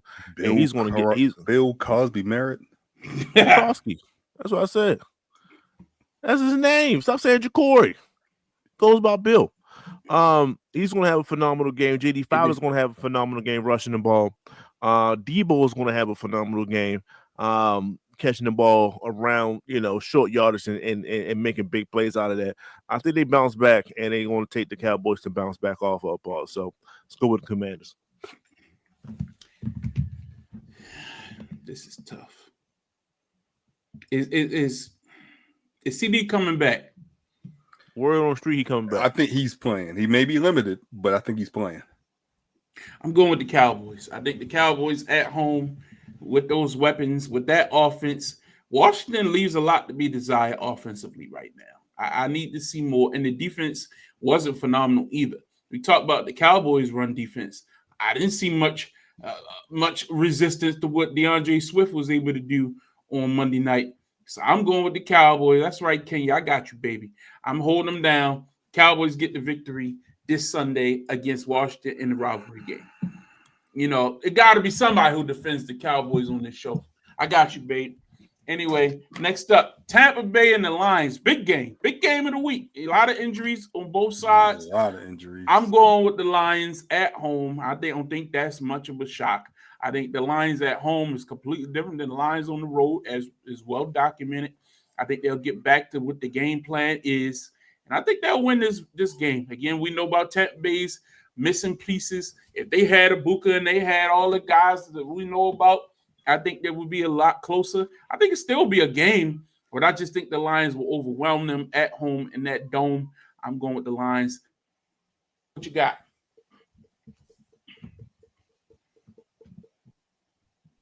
Who you say, me? Yeah, you. My bad. I'm going with the Lions on this one. Are you serious? I think they're going to have a. He's being honest. Well, we're not going to go undefeated for the rest of the season, right? Even though we got a loss already. Yeah, they got us to 5-1, man, and I tip my hat off to them. But the Lions, we're not going to act like the Lions is not a good team, and they just caught an L, so they're going to be, even hungrier. And, we traveled to Seattle and got a victory and stuff, man. We're doing some big things over here. But eventually some of these injuries catch up with you, and you're going to need some offensive firepower to contend just in case the Lions click it and just get going offensively. And sometimes they get to a juggernaut offensively. So if that happens, I think we're just down and out. But I don't want to get blown out. So, if they keep it close, a close loss to me, it's not a moral victory, but it's like, okay, all right, we'll be better once our players come back. That kind of thing, especially against this team. So no one's coming back this week. So far, I'm not hearing anything. We do the show on Wednesday. We see what happens towards the end of the week. But as of right now, we still down 4 guys. Mike is trying to come back, but that's not a guaranteed thing. And and Bucky's not coming back either. Not once again. This is Wednesday. Okay. Normally here on Wednesday, injury report come out on Wednesday. I'm then go they're going to start trying to practice and all that stuff. They still got Thursday and Friday practice. And this is Sunday night, Monday night. I believe it's Sunday. It's Monday football. It's Monday Night Football. I guess it's an extra Monday day. night. Yeah. So you got the extra day. So I'm gonna go with Detroit though. I think Detroit's not healthy on defense, but you guys aren't healthy on offense, and you got to score points to win. So I know Baker Mayfield will make a valiant effort to keep his team in it, but I just think this Detroit offense will be too much for Tampa Bay this time around when everyone's just kind of banged up. All right, then finally, Houston Texans travel to Seattle. Texans coming off of a bye after they had that beatdown victory last time they played over the Baltimore Ravens. We'll see if they get any momentum coming out of that. You saw C.J. Stroud throw for 4 touchdowns, but I think Seattle's just that much better. I thought that, look, despite the loss even a couple weeks ago, Sam Darnold has been playing some good football, and him and Jackson Smith and Jigba have been sensational. What a hookup they've become, and I thought that this team is really defensively minded. And I give their head coach, our former defensive coordinator, Mike McDonald, all the credit in the world, and you can tell what the difference it makes when you have someone who has a scheme and knows how to implement it, and he's building that. He don't have all the players yet, but he's getting there, and I like what the Seattle team is doing. I'm going with Seattle. Calvin, who you got? You can make the argument that Jackson Smith and Jigba has been the best wide receiver thus far this year. That's including everyone. Justin Jefferson, Jamar Chase. Thus far this year, he's been the best wide receiver. He's really made Sam Darnold into an even better quarterback. I'm going to go with Seattle. They're at home. They're the harder team. They have the better offense. This Houston defense, while playing well, I don't think they have the offense to even move the ball against anyone other than Baltimore Ravens. So I'm going to go with Seattle. Justin? I'm going also with Seattle. I told you I don't have any faith in Houston. Shout out to the Colts for being better than advertised. Shout out to the Jags for being better than advertised. But this division to me is just right now it's for the Colts, but I did pick the Texans to kind of just win by default. But this is not one of those games. This Texan team is trash to me. So let's go with Seattle for the easy win. Okay. All right. So easy win. That's all our head-to-head picks this week. Other than that, no real big shocking games that we didn't cover. Maybe Jacksonville and LA, the Rams. We did talk about that. Yeah. So yeah, nothing else to me really. The Cardinals have injuries at quarterback. Yeah, that's about it. Look, I think Miami-Cleveland is important. We'll see if, this team is going to give up, kind of throwing the towel, them being Miami. And also, Myles Garrett, look, you got to stop talking about how bad y'all in Cleveland. You had a chance to get out. You took the money. You made your We bed. don't care no more. We don't care no more. Yeah, you made your bed. All right, let's get on with it because, look, this is what we do. We talk about fantasy football because that's part of, It's a good matchup this week between a couple of teams, or one matchup in particular. Yeah, last week wasn't great for me, I will say. But you won. No, you lost. I lost. Okay. I lost to Leonard. Good win for him. I'm falling from first place down to third. Congratulations. I had some key injuries. The injuries, it is what it is. Every team has injuries, but mine are just, man. Hopefully I get CD back this week. And Josh Allen played bad. Josh Allen didn't have a great game, but I need that. I wasn't projected to win at that point. That was Monday night. Like, it was just, man, everybody was hurt. JK, like, it was like, damn, one thing had enough. But shout out to Justin, man. Justin making a run. I mean, he beat Chris, who, come on. It's but, Tim. yeah, That's but, Tim. It don't Brent matter. Rose? No, that was you said that Justin. was you. Yeah. You're right. You beat Tim. But look at them points you put up. Good win for you. Look at the standings. Justin with the 3 in a row. Shout out Calvin with 2 in a row. I mean, I had my first loss in a while, so of course say L. But Who gave you the first L? good job. Gotcha. Hey, you good. And, But and, look, and don't y'all play this week? That's what I was trying to. You mean we do. you play? Yeah. So both 4-2. That's a big matchup, man. We'll It's see a what big happens. matchup. And We'll I see got who has bragging I rights got next week. Josh Allen on a bye. So you caught me at the right time. But I'm hoping- It's neither here nor there. You will be acknowledging your boy this time next week. I beat him when he had Josh Allen, so don't take those excuses. Just put the one finger up for your boy. Matt That's all I care Stafford, about. Hey, you over Thank in you. London? Put some work. Put work together. Even though I picked against y'all, put work together. Goddamn it! But anyway, yeah, it is what it is. Fine, whatever. Let's get into some NBA talk. We have next week? The season starts. NBA Next Tuesday. Yeah, it will be hot and ready. We need to do a where can you watch these games? Because that's so damn confusing. I'll have all of that. Different networks hopping we around. kind of went over it earlier when they announced everything, but yeah, we can go back over that and review certain things. But let's get into this Atlantic Division. and talk about these teams. So overall, we know that the New York Knicks probably the class of the division. I want to say now that Boston is class of the conference without Jason Tatum. It's been, I think, one of the weaker divisions, to be honest. If you're just looking at from an injury perspective, a lot of these teams just don't have the firepower. So if the Knicks don't walk clear and decisive, win it in the conference and a high ranking, I mean, they're beating up on a lot of scrub teams in this division. Calvin, talk to us about the Atlantic. Look, like you said, I think the Knicks are the classes of this division between Boston's injuries, Philadelphia just not knowing when Embiid and Paul George are coming back. Toronto is young. They seem like they have the same player in three different players between Brandon Ingram, I'm blanking on the guy from New York that used to be Justin's guy, and the Nets are the Nets. RJ Barrett. Yes, RJ Barrett. The Nets are the Nets. They've been rebuilding for what seems like ever since KD and Kyrie left. But in this division, look, like I said, this is the Knicks division to lose, but easily they should run away with it. A couple questions that come to mind is what Boston does, because Boston could easily be a team. They have a key injury with Jaylen Brown or Derek White, and all of a sudden they have a twisted ankle that you don't see them for a month, and they just start to tank, which I wouldn't be opposed to, because if you do that, then all of a sudden you reset the clock when you're on your luxury tax, which we can kind of talk about that at a later time, what that really means. And then you get Jason Tatum back next year. So I think that's what Boston has the ability to do.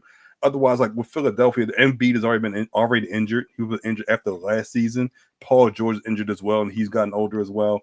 They did get VJ Edgecombe, I believe, with the third overall pick, and they do have Maxey as well. So they're young and they're old at the same time, kind of seems like. But with no Embiid and no Paul George, not sure really what they can do this year in regards to contending for a title. But Knicks are class this division. I think it really.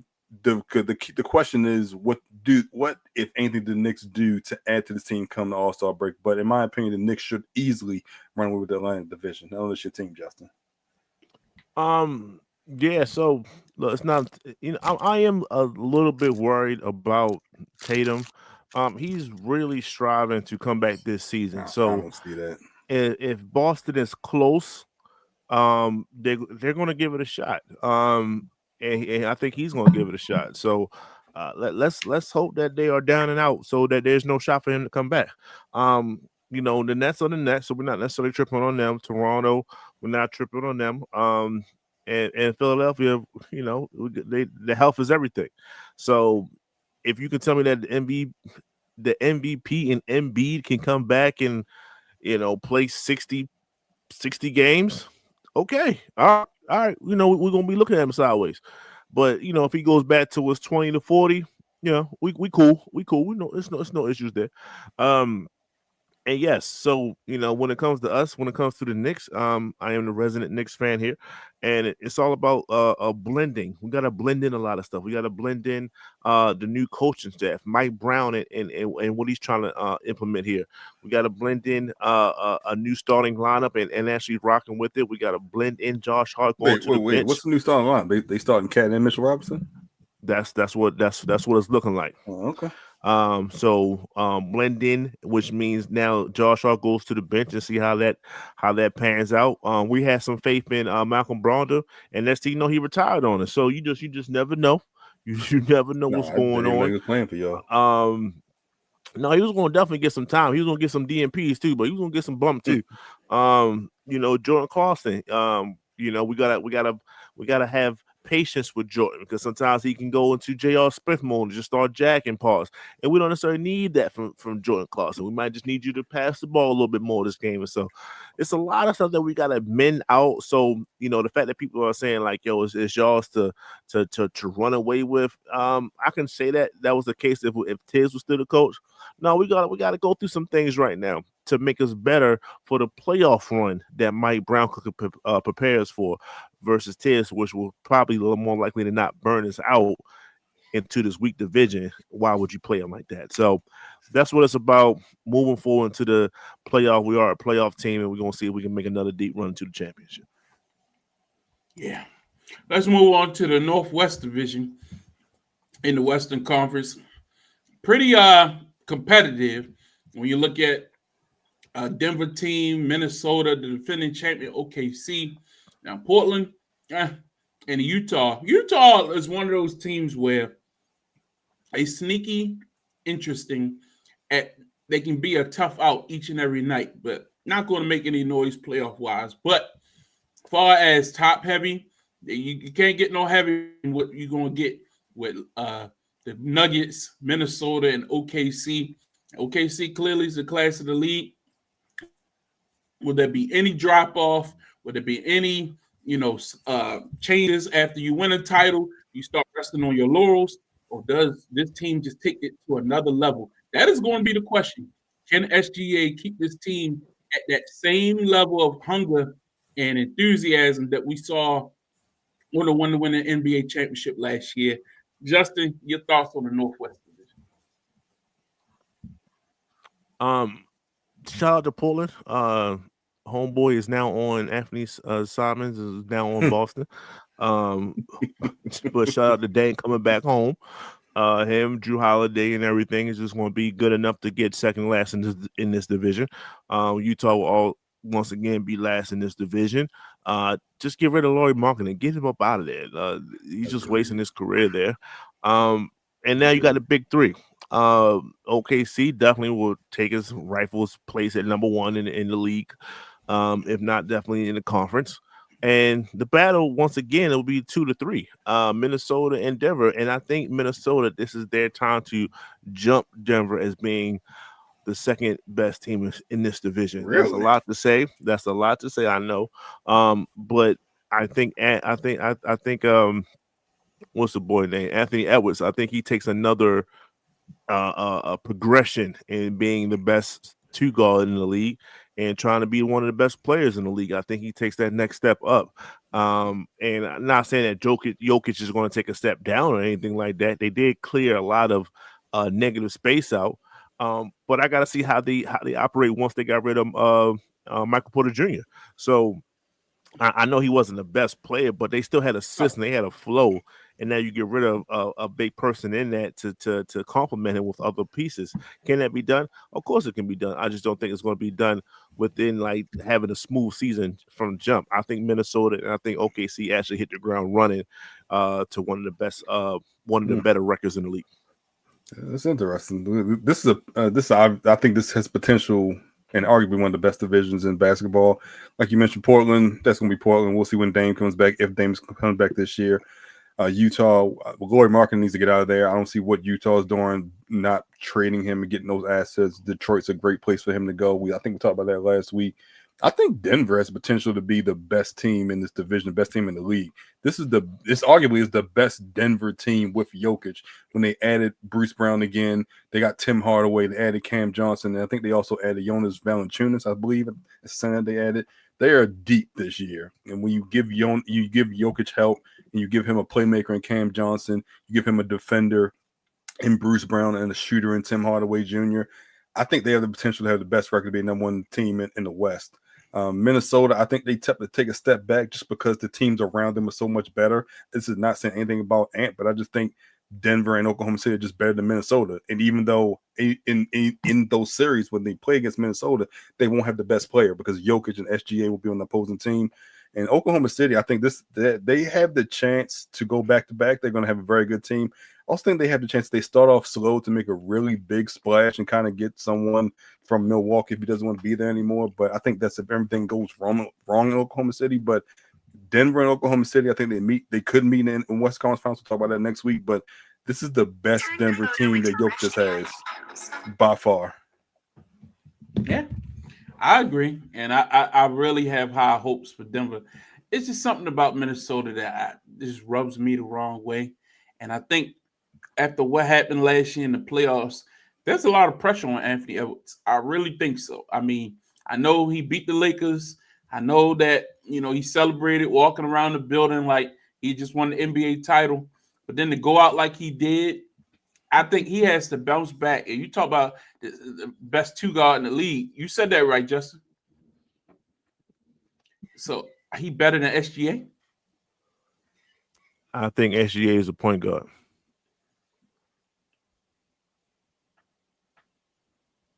Is he? He plays point mostly, but Who's that point guard then? mm, Yeah, I'm not he's disagreeing with you. point. I'm just saying there are times where he plays the two. I think he'll play a lot more than two this year because they got that point guard from overseas. They were like the 5th overall pick, whatever he was. So I think he'll play more two guard this year. I But just think he did a lot of ball handling last year. positionless Awesome. basketball is part of. But again, I get what you're saying. But if you want to play semantics, okay.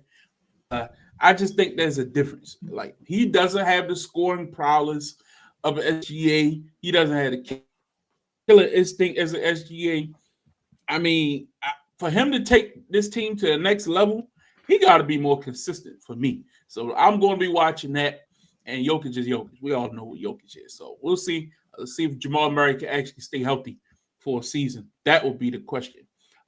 But it'd be interesting. Also, you know, I'm very interested to see, you know, the seeding. And you say, do we say? I know we're gonna talk about this next week. Is OKC the best team in the league again? I agree. I think it's Denver. All right, Like, you give me Jokic more depth. You give me Jokic a better playmakers. You can argue that Tim Hardaway is just as good of a shooter as Michael Porter Jr. More defense again than Bruce Brown. Like you're taking a lot off of Jokic's plate. I just, I think. I'm surprised. I'm not a big Denver guy. I'm not a big Jokic guy. So you're a hater. But hey, you losing your hater ways. You're losing your hater ways. I like that. I'm a realist. I like that. All right. Before we get out of here, because it's almost 11, even though we did start late, we try not to keep you all night. But we do have to talk about this news that came out. There's been some talk here from the world of baseball that the Orioles might be looking at Albert Pujols as the new manager of the team. Now, if you know, Albert Pujols played many years for the St. Louis Cardinals and Anaheim. He played out there in California as well. Not really any ties to the organization, but we know he's been a good manager, I think, down in Cuba or Dominican Republic. So he's gotten his feet wet the last couple of years and looked like he's looking to make the jump to the major leagues.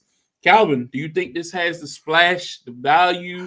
Are you looking for more experience? Do you think that Pujols will be the guy to help this team to the next level? What's your thoughts? I want more managerial experience, but I understand his ties to Dominican Republic and those Latin areas in which he can kind of guys will want to play for him or come to this organization because he is there. So I understand that aspect, but I think this is a team that you hope to have World Series aspirations for the next couple of years. So I want someone with a little, and this is a young team, so I want someone with a little more managerial experience, a little more seasoning, just to be in the mix. Now, if he wants to be a part of the coaching staff, I understand that. I believe this would be his first managerial job in the major league. So major leagues, of course. Yeah, if he wants to be on the staff, I understand that. But just to have him come on board and be the skipper, I don't know if I want that for this team. If this was a young team and they were still trying to get their feet wet, maybe okay. But this is a team we expect to see to win World Series. We had playoff aspirations for this team this year. Of course, they fell short, but I don't know if you want him to come to a playoff ready team with no managerial experience. So I don't know if I'm really ready for. I don't want this hire. What's your thoughts?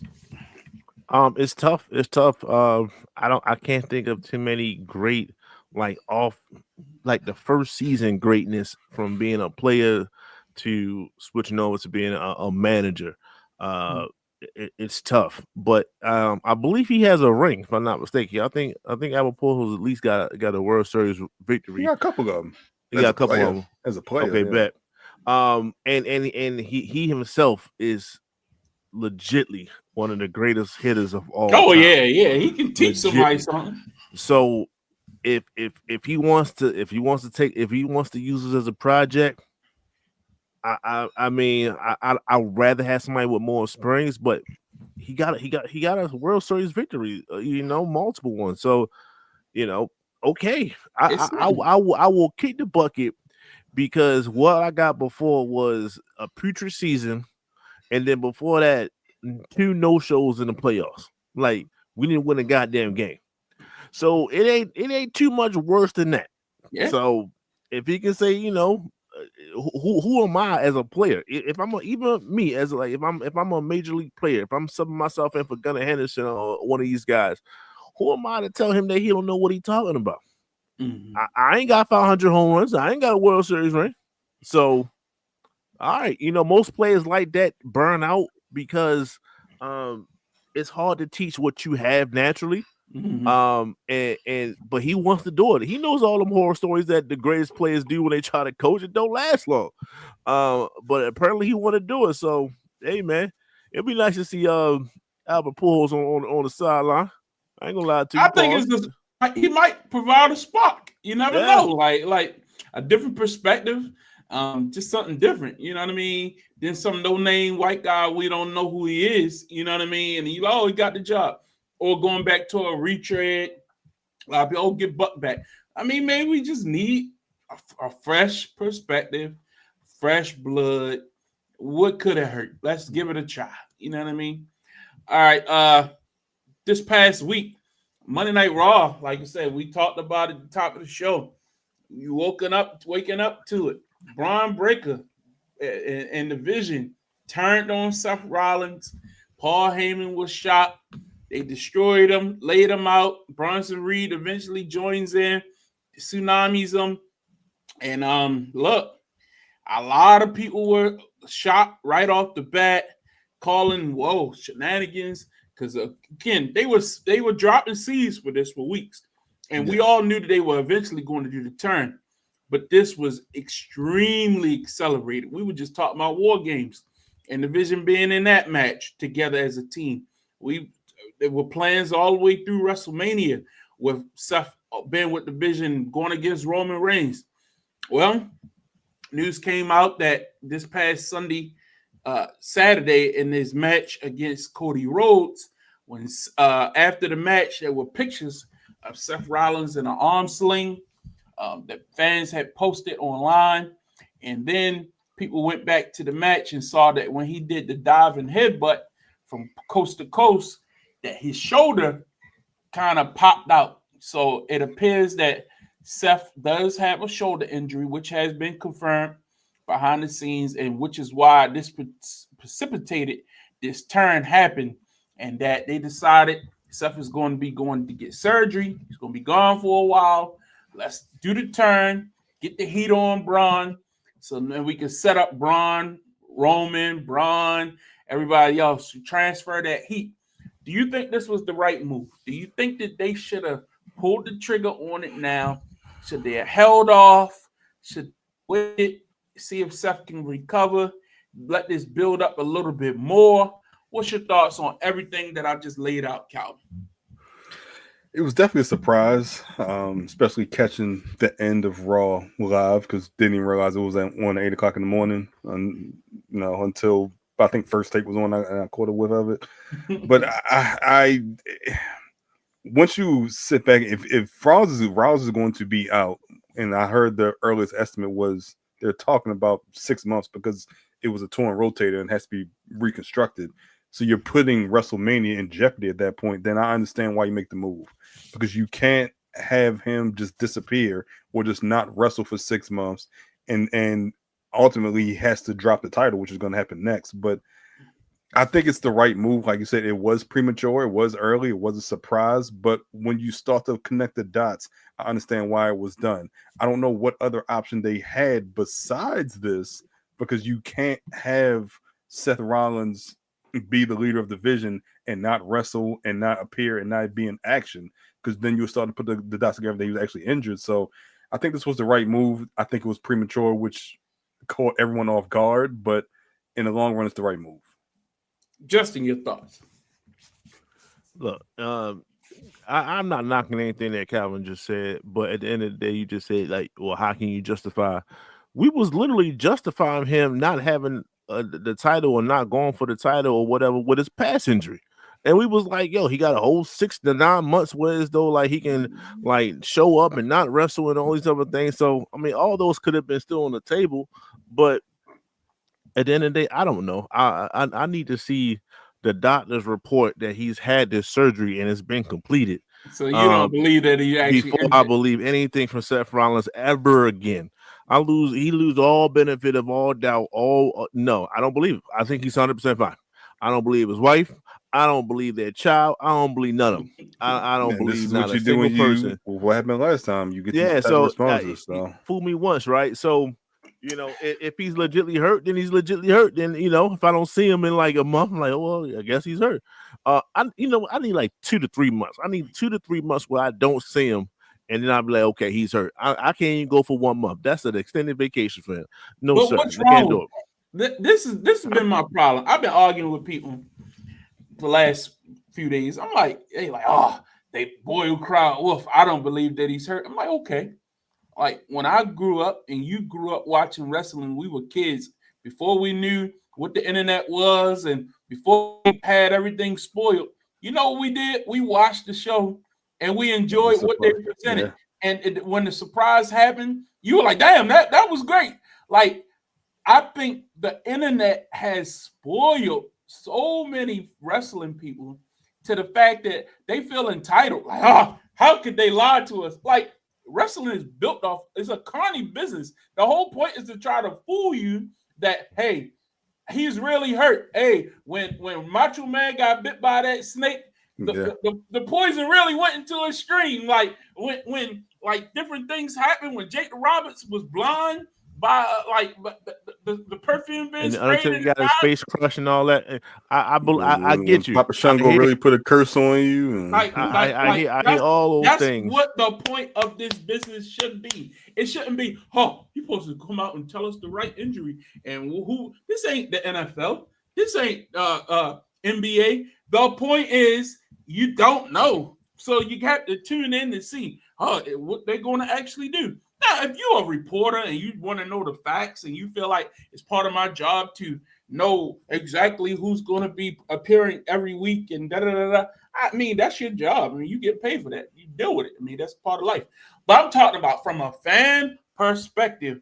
If you didn't watch Raw and you heard, goddamn, Division turned on Seth Rollins, you're made it go like, what the hell happened? Like, it created buzz. At the very least, Raw has been kind of stagnant in the main event scene to me. Like, shit been boring. Let's call it what it is. Like, I like the women. I like the women. Week's been okay.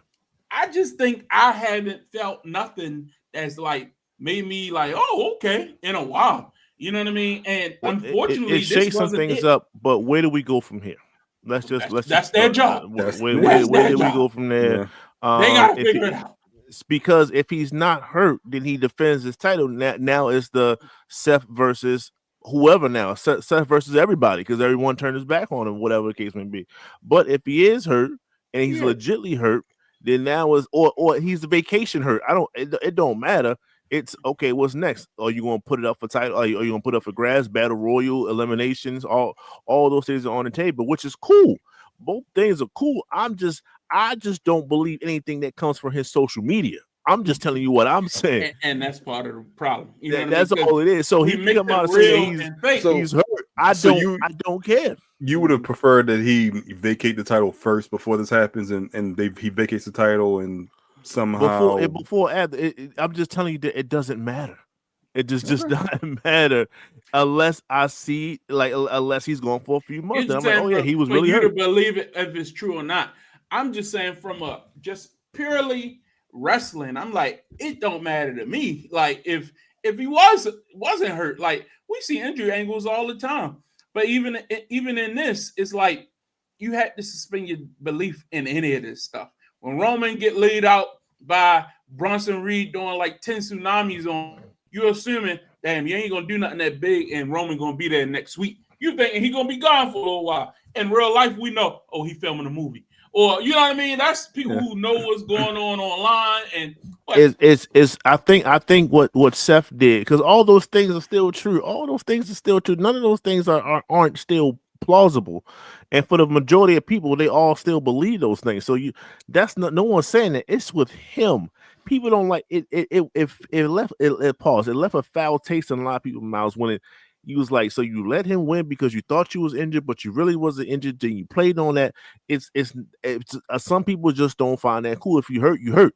That's it. when it comes to wrestling. Sometimes it's like, yo, if you hurt, like Liv Morgan, she's hurt. She's hurt. She's not back. She's legitly hurt. So many players, so many wrestlers get legitly hurt. So when you play with injuries, that's when it's. And I know I just said that for Roman, like Roman just got splashed and stuff like that. Like I get that, right? That's a part of it. But when you play with injuries too much, you sometimes you get calmer. So I'm just saying for Seth Rollins, for what I care, I don't care. I don't care about Seth until he shows up. I think they need to bring back doing this more often, because if you do it more often and you don't tell the people who's leaking all information what the real plan is, like last week, everybody and their mother was talking about the War Games match, about the teams, and in one of the reports, which came from Dave Meltzer, and everybody aggregated it said Austin Theory was going to be on the Team Vision. So everybody went online and trashed it, like, Austin Theory's terrible, da-da-da-da. And they're like, hold up. Before this man is doomed. So when they do it, it's going to be like, he's not even going to get a chance to, if it's good or not. People not going to like it because it's not the idea that they came up with when they hit.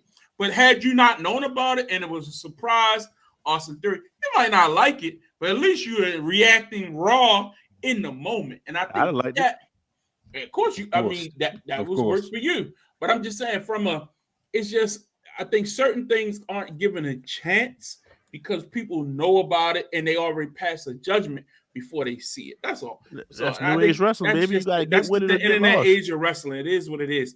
Crown Jewel was very interesting. Otherwise, I thought the John Cena and AJ Styles match was a good tribute. They did all the moves of past opponents. I agree. They did the Samoa Joe. They did. I mean, everybody. You can list the names. It was great. I thought overall it was very entertaining. Calvin, your thoughts? I agree, especially like the John Cena's reaction to the Fireflies in that match was really organic as well. He did Sister Abigail. That was tight. Yeah, I think one thing about these international shows is because they don't come to that location as often, that you really get the crowd. The crowd is really special and it really adds to the match.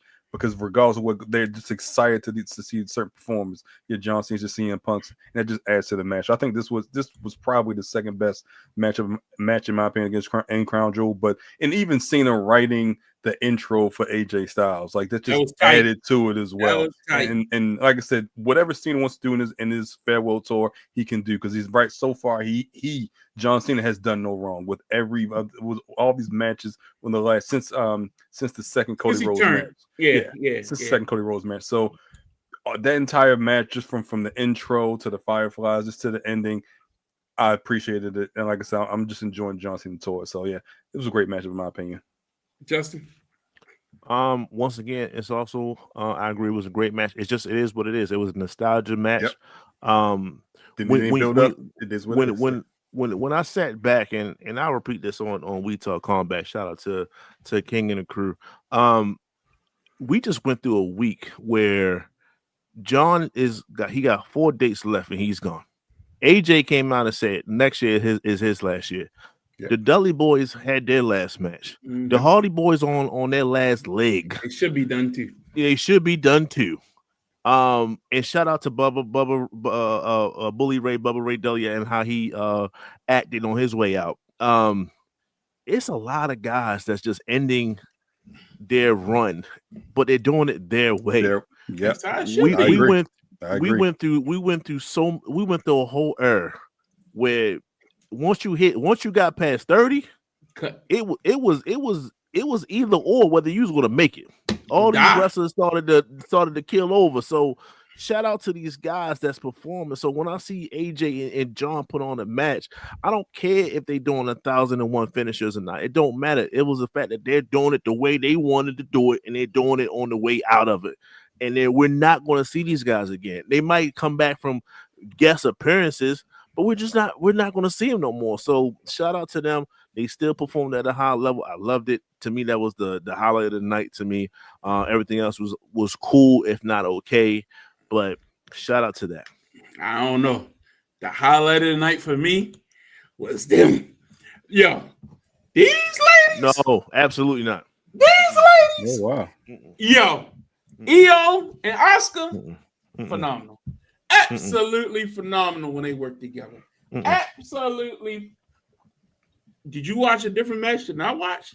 Who got a pin? Who got pinned? EO got the pin. Who got pinned? Oh, that don't matter. Like it do matter. For once, all I wanted was Kairi Sane to get her limelight, get her spot, because she's just as talented as the rest of these three. Raw was just in the story. I needed it right then and there. They should have found a way for her to get the victory, and we call it a day, and we can keep it moving from then on. Clearly, the storyline is going to go for the next 3 months. This storyline is far from being over. So just give Kairi Sane one major victory, not no Raw victory or nothing. Give her a PLE victory, and I'll be okay. That match on Raw was sensational between her and Rhea. Yo, these women here. Was what? Let me ask you a question. While we here, you ever see managers fight and then they just stop and wait a while and then fight again? I haven't seen it in so long. They started the fight. I said, okay, they won't keep on fighting. So they got kicked in the head. And then next segment, I see EO on the other side of the ring.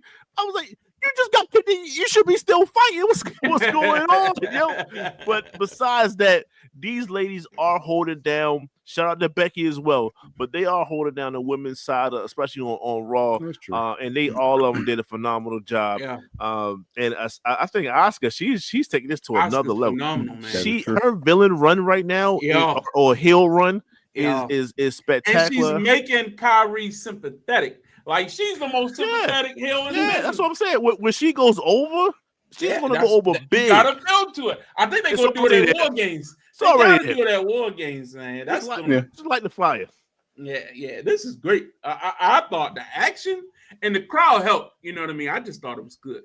I guarantee they will never do a post game again. Not live. Not live. They will not do it. Because they real. They was real. They underestimated these decisions. You heard it.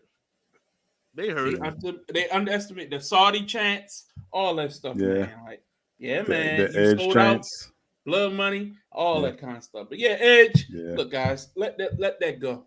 Absolutely not. The man is wrestling who he wants to wrestle. Who's under WWE contract? Say Adam Copeland. We'll pay the fine. But anyway, that's it. If this was still in charge, it'd have a chance. No, it wouldn't. He hate competition. He would have never did business with Tony Khan. Only if he's getting the upper hand. That would never happen. But it might be Chris Jericho. You never know. You saw I know you saw the rumor about the cruise. Oh, when they announced the itinerary, just kind of confirmed it. Yeah. I went on worst kept secret. So ever since then, they send me the early bird to try to rebook. I'm not going on that cruise. Worst kept secret.